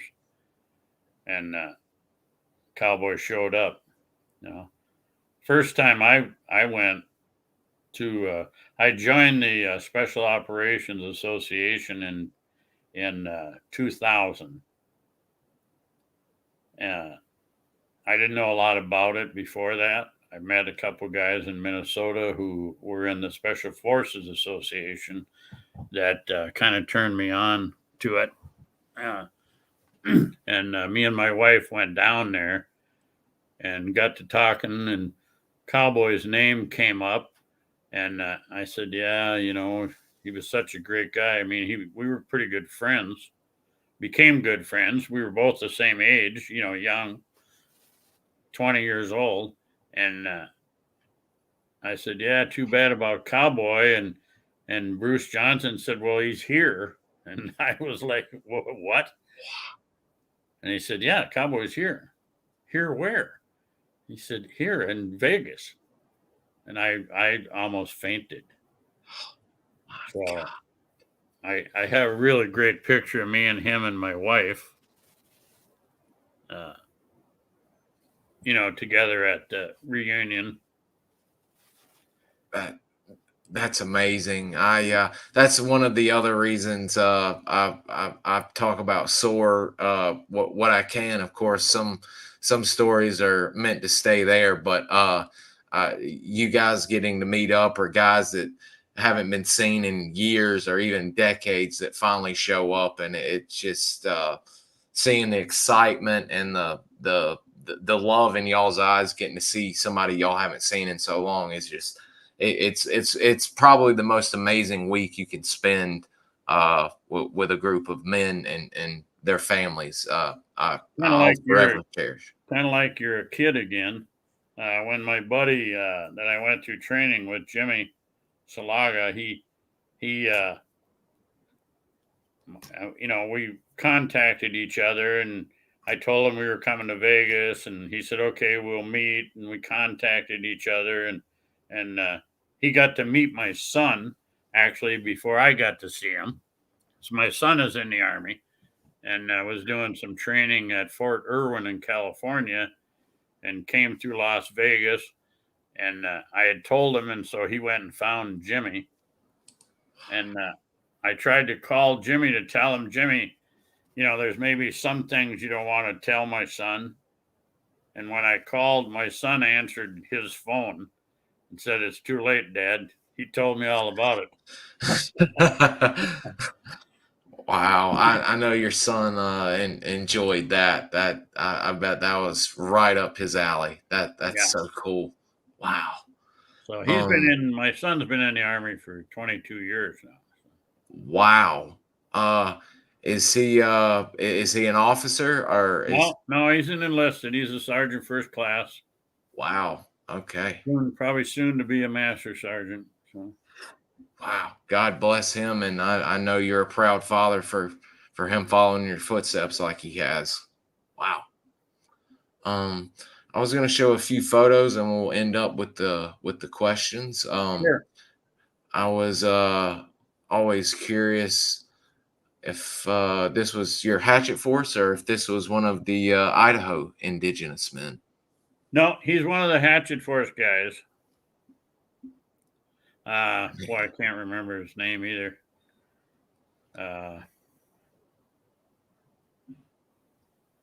Phuc, maybe Phuc. Yeah, that was taken at FOB1. It's funny because he didn't always wear tiger stripes either, so I don't even know why I'm wearing tiger stripes. But enjoying yourself probably, and yeah, there was probably drinking involved somewhere. It's funny when I saw this photo for the first time, and now looking at it even more closely, you look like the actor who played Eugene Sledge in the Pacific. A spitting image of that actor. It's uncanny. As a matter of fact, tell my wife I'm a movie star. I'm gonna have to send you a side-by-side photo, and you'll see it. Wow, that is uncanny. Kind of like how Tilt looks like a a young Matt Damon, Jason Bourne, got that same look about him. Mr. And I believe this is the one we were talking about, the other that's photo. Ken Cryans there. Okay, great. That is, in fact, Mr. Ken. Yeah. And this was at FOB3 as well? Yep, that's in Khe Sanh. That's in the trenches, yep. Wow. And Mr. Ken was sadly KIA, was he not? Yep. He was killed in early May of 1968 with Spike Team Alabama. John Allan was the 1-0. John Allan was the only survivor. They ended up landing in a regimental base camp. His daughter. Ken was brutally killed by the NVA on a hoist. That's mentioned in a book or two, or maybe Jason's, but I had the honor at SOAR meeting John Allan's daughter, and was able to get her around Mr. John Plaster, who was a teammate of John, and he, of course, is very bothered to this day by that incident. And we got her hooked up with John and some of the other guys to speak about, to hear about her father, and it's really amazing he came out the way he did. That, I mean, that's another tragic ST Alabama story. That was a terrible one. Yeah.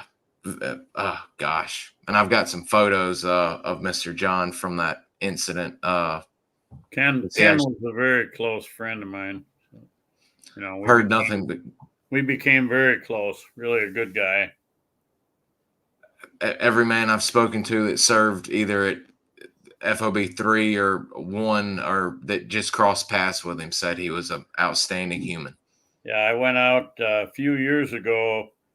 My wife and I and my daughter and granddaughter drove up from Southern California up to San Francisco to where Ken was buried, and we met Cowboy at his gravesite. Wow. Took some photos. I could show you, but I don't know how to do. I've seen those photos, and I will put those up, actually. And I did not know those were, you were with Cowboy at that time. Cowboy's in his camo by the grave. Yep. I will share that with the viewers if it's okay with you on my social media. That's a very heartfelt photo of Cowboy and y'all. Wow. And I was curious about this. This is a wonderful photo. Is this a hatchet force or a? No, that's Idaho. Oh wow. That's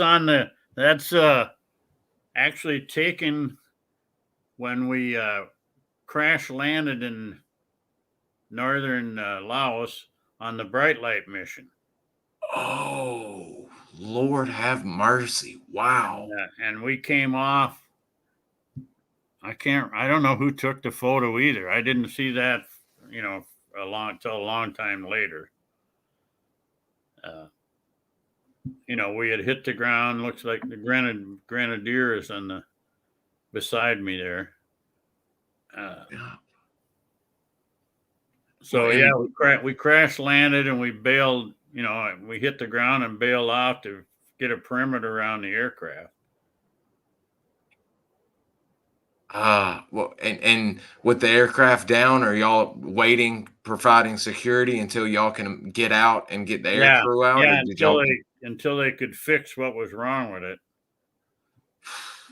It didn't take them a real long time, 20 minutes or something. But we had no idea what we were going to run into when we hit the ground. But luckily, we didn't run into anybody. Yeah, 20 minutes waiting to get them out. That's an eternity. You can see my mouth open, like, oh shit. You've got quite the load there. is what was your standard loadout with your Car 15? 20 mags? What were you 30, carrying? 30 mags. Oof. 30 mags and as many grenades as I could pile on. I only weighed 125 pounds, so I was carrying pretty much what I weighed. And you said you were a big boonie cap guy as opposed to the Rambo head wrap. Yeah. Yeah. See, I even had hair there. That's a wonderful photo right there. I love that, and especially that now knowing the story behind that. That is just outstanding. I think the last one of you that we'll show before closing with some viewer questions. Again with your radio right there and your little boonie as well. Yeah.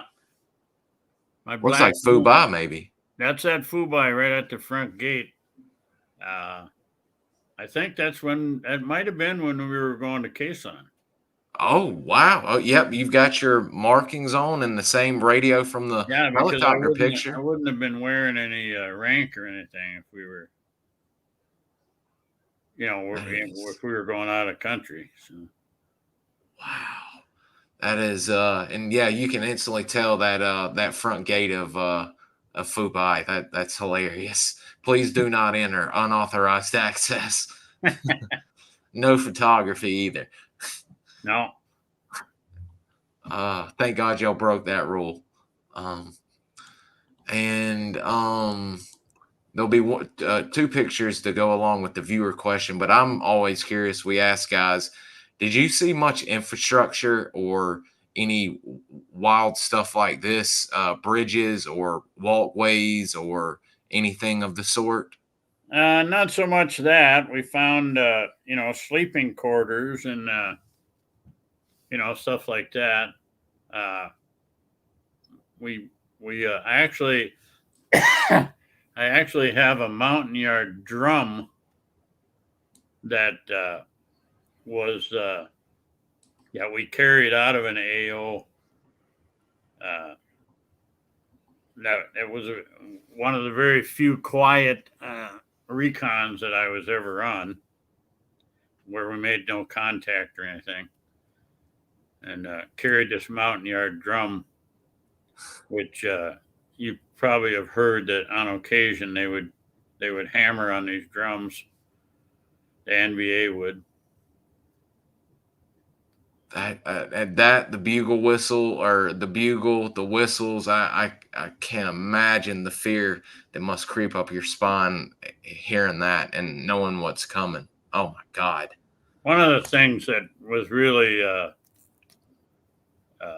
scary was, whenever we crossed trails or anything, we'd plant toe poppers, small mines at the intersections. And then, you'd be moving along. The first time I remember, scared me so bad. You're thinking we've been moving for a couple days. Everything's just kind of cool. And then we cross this trail, we put mine down, and we went about probably 200 meters, and boom, one of the mines went off.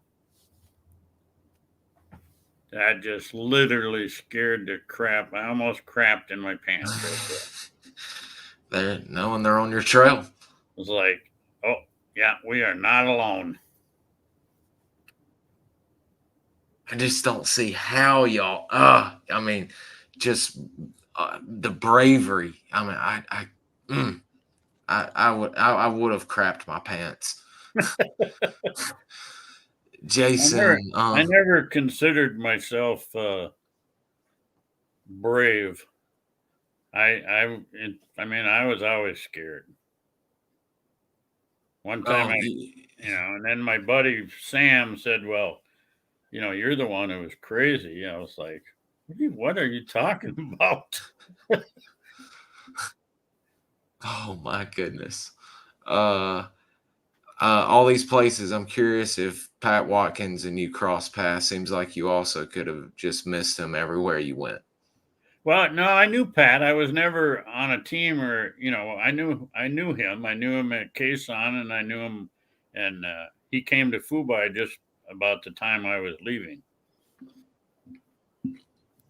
And then I believe, he was always a pretty smooth character as well. Carried himself well. That's what I like to say. great recon man and covey rider. Yep.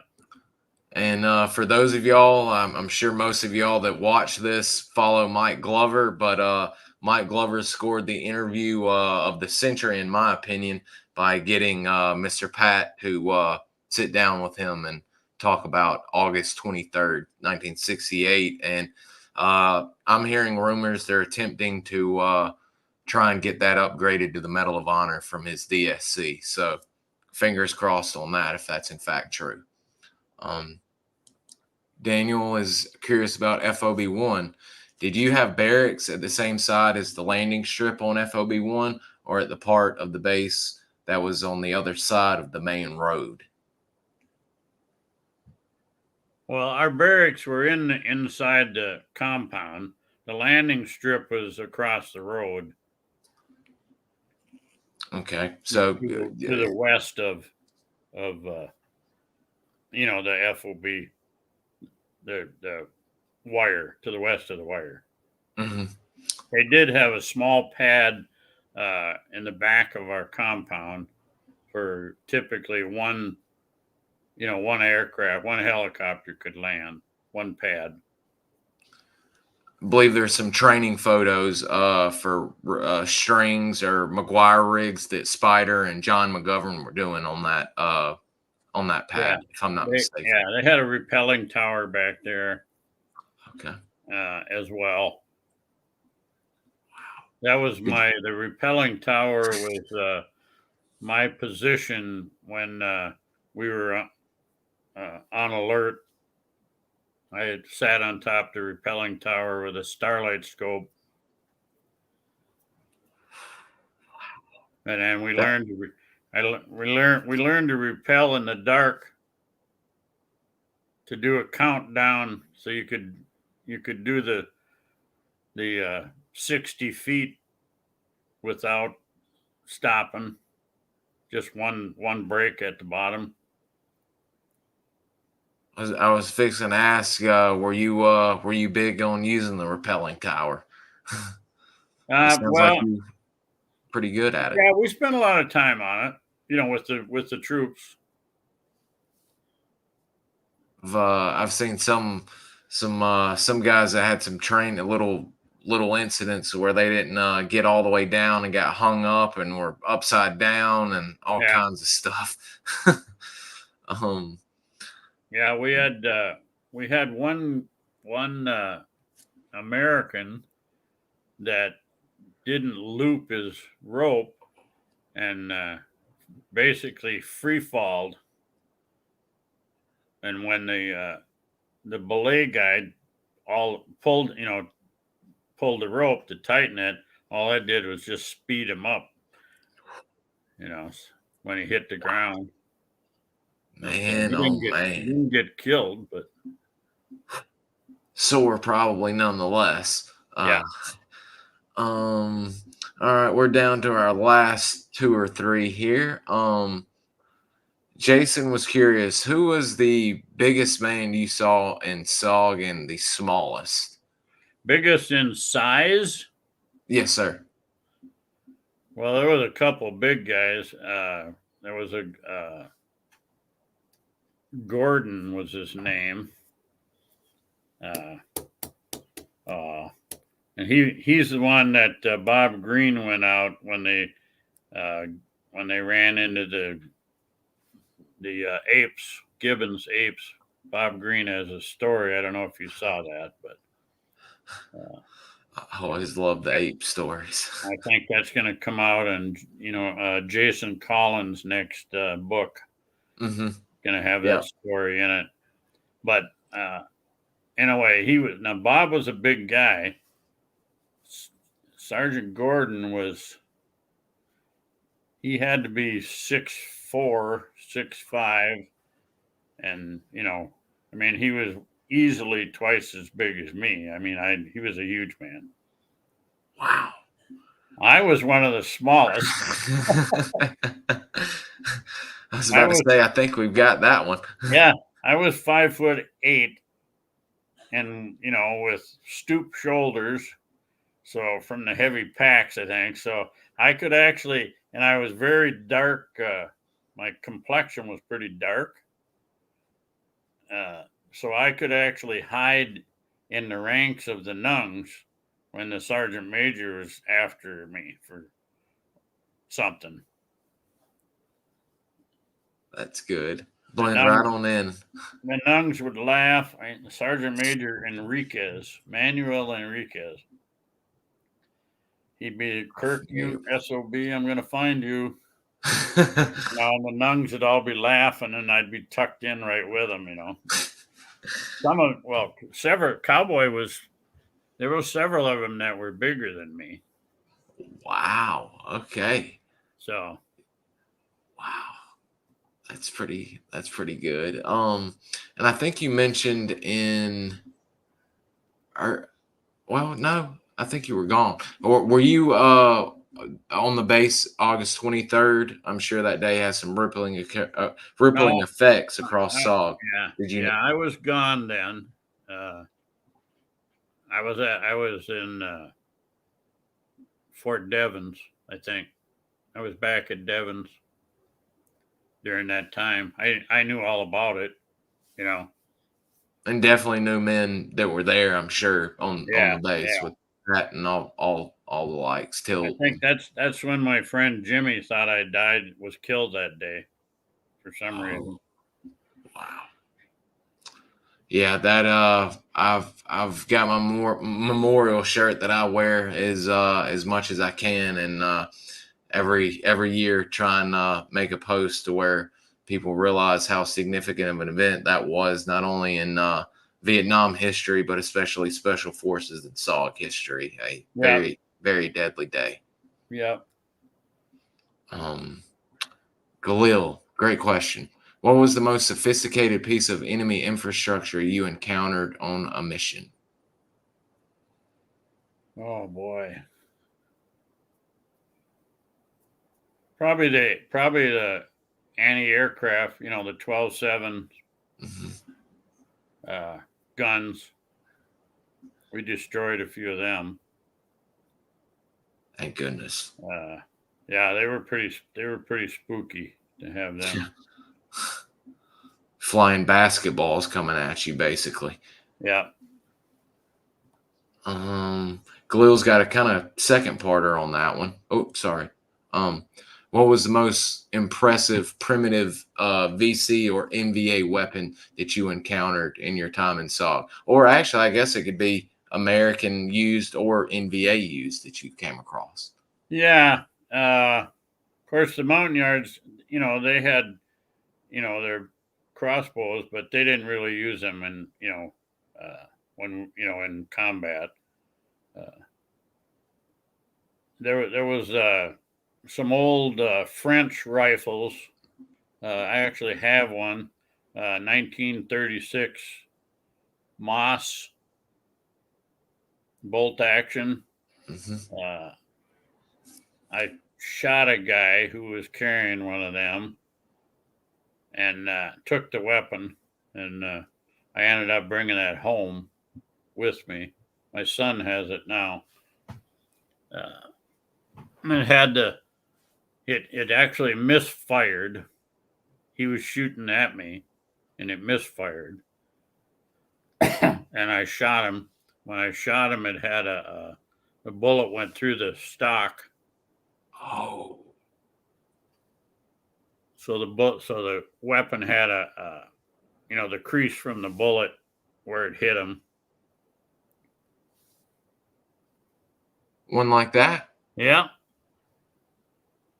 That's Mr. Art Driscoll from, RT. I'm blanking on the name. Jason can help me out. RT Crate. Okay. He passed away sadly 2 days ago, unfortunately. But I saw his picture. That's where I recognized the face. I didn't know him. He was, I believe, 69-ish time frame. So you would just, heck, you may have been either at CCS or already gone home your second time. But that's a wonder. Whatever. When did you ever get any trophies or flags or anything that you got to bring home, or was it, people stealing and saying no? I got a star off of a pith helmet. Oh wow!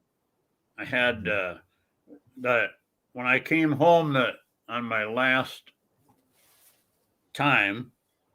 I had I was the senior NCO on the aircraft that I was on, and we landed at Fort Lewis, and so I was in charge of all these guys, and so they had a big cage where you locked all your stuff in, take them to finance and personnel, and everybody was always there. Everybody was getting out, and I was running late trying to get these guys all together, and so I just left my stuff in my room, locked the door, and somebody booted the door in and took my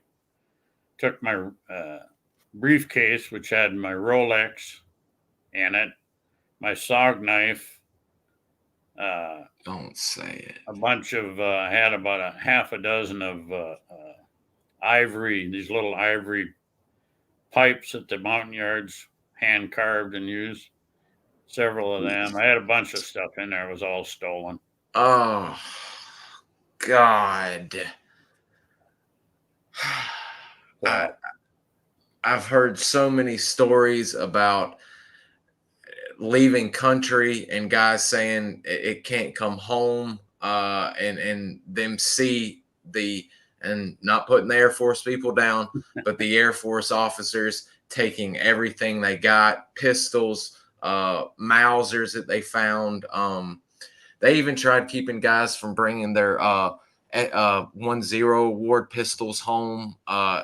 And not to mention even more heartbreak when you guys move or a house fire or something, and guys lose their entire photo history. It just heartbreaking. Yeah, I lost a lot of stuff in my when I got divorced. My wife threw a lot of stuff away that I had.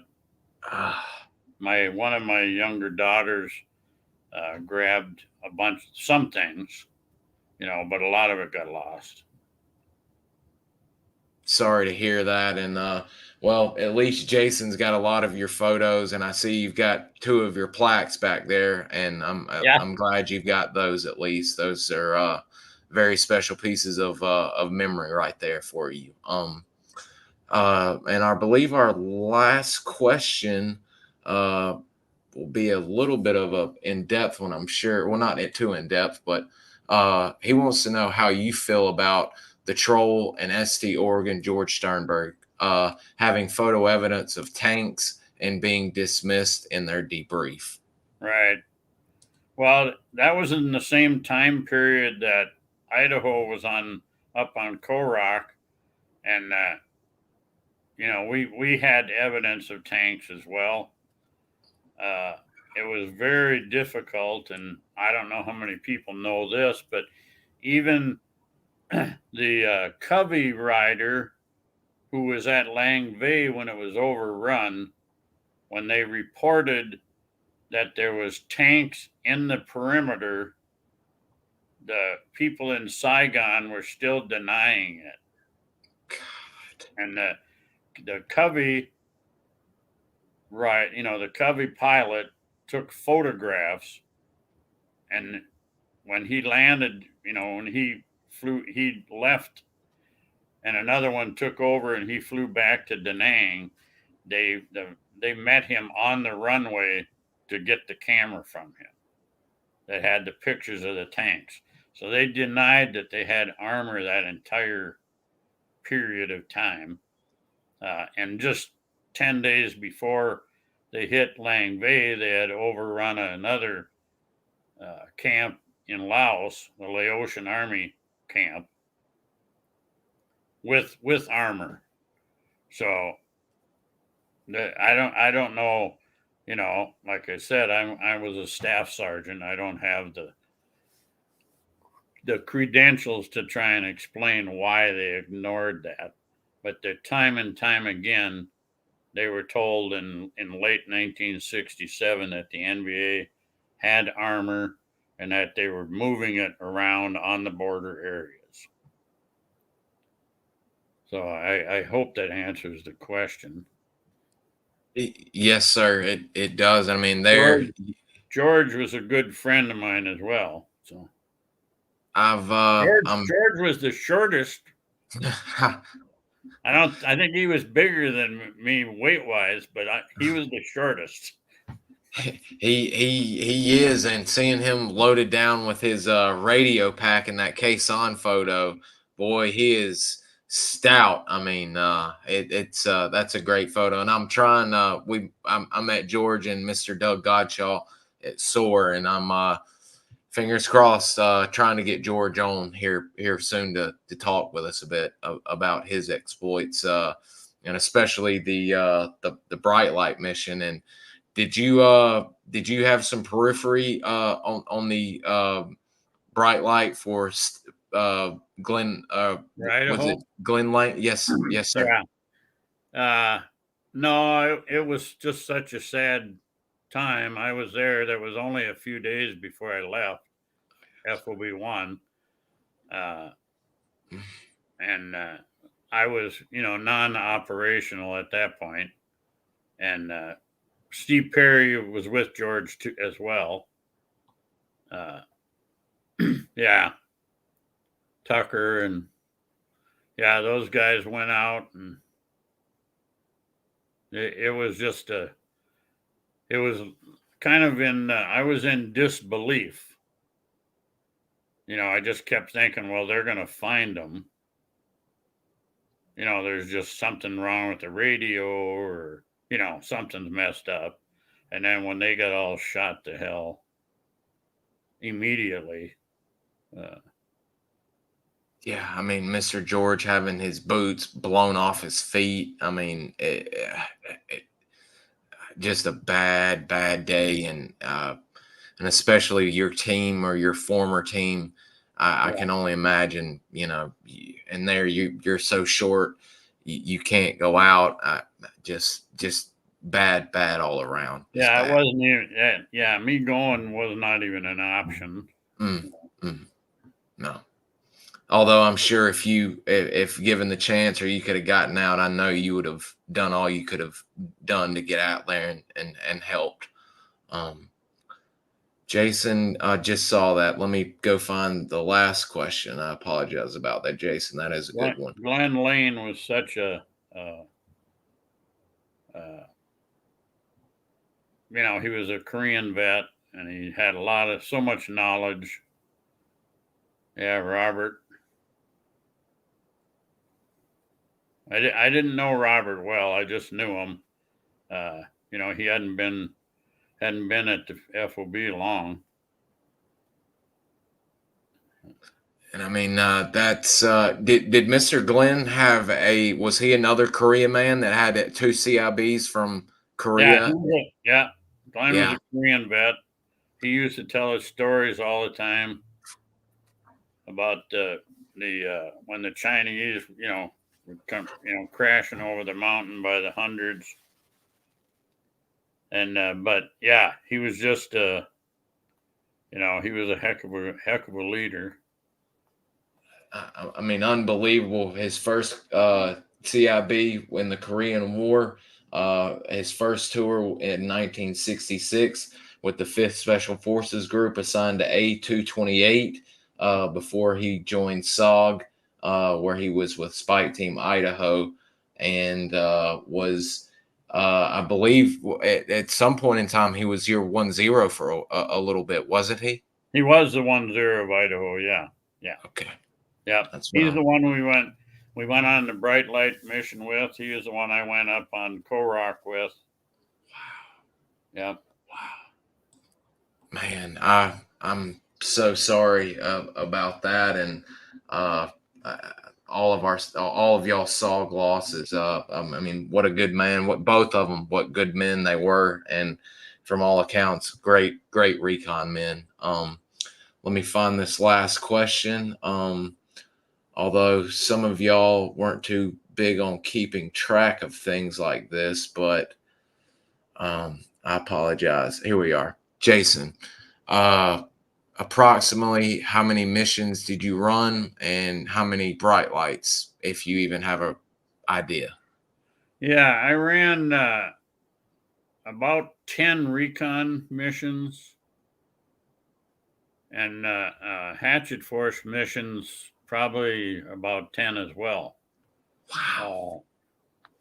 Two bright lights, one into North Vietnam, and then the other was a team that was in trouble in Ashaw that we went in and then because of the recovery of Almendaris and Sullivan's or the non-recovery where we didn't get their bodies, that was a bright light as well, but that was a hatchet force bright light. I mean, that I can only imagine. I mean, and the bright lights are, dangerous enough, and y'all are trying to go recover bodies that you already know. That's just tough. I mean, 10 recon missions, which is a lot of time on the ground, plus 10 more hatchet forces is ridiculous. And folks, I see it all the time in these groups. And speaking to men, I know a fact. They like to say no recon men went into North Vietnam, and I'm like, au contraire, mon frere. I've spoken to several recon men that were either on bright lights or on missions in North Vietnam. Oh yeah. So to close it out, oh yes, and a bright light is a mission for a downed pilot, and is that correct? Downed pilot and a recon team down pilot or a team in trouble, or yeah. Okay. When the proverbial shit has hit the fan, that's a bright light call in. Jason, we can see this will be up to Tim, but Jason says he'd love to hear more about Glenn one day. If Tim would come back another time and talk more, love to have him. He deserves people to know his history. Yeah, he was quite a mentor. Yeah, and we would absolutely love to have you back at any time you'd be open and willing to come back and talk with us. Do you have anything that you would like to close out with us today? No, I'm I never considered myself any kind of a hero. I served with many men who I consider heroes. Sam Robison, who was the 1-0 in New Jersey, he was also the head medic at FOB1. I went to Vietnam with him and a bunch of other guys, and me and him are the only two who came back alive.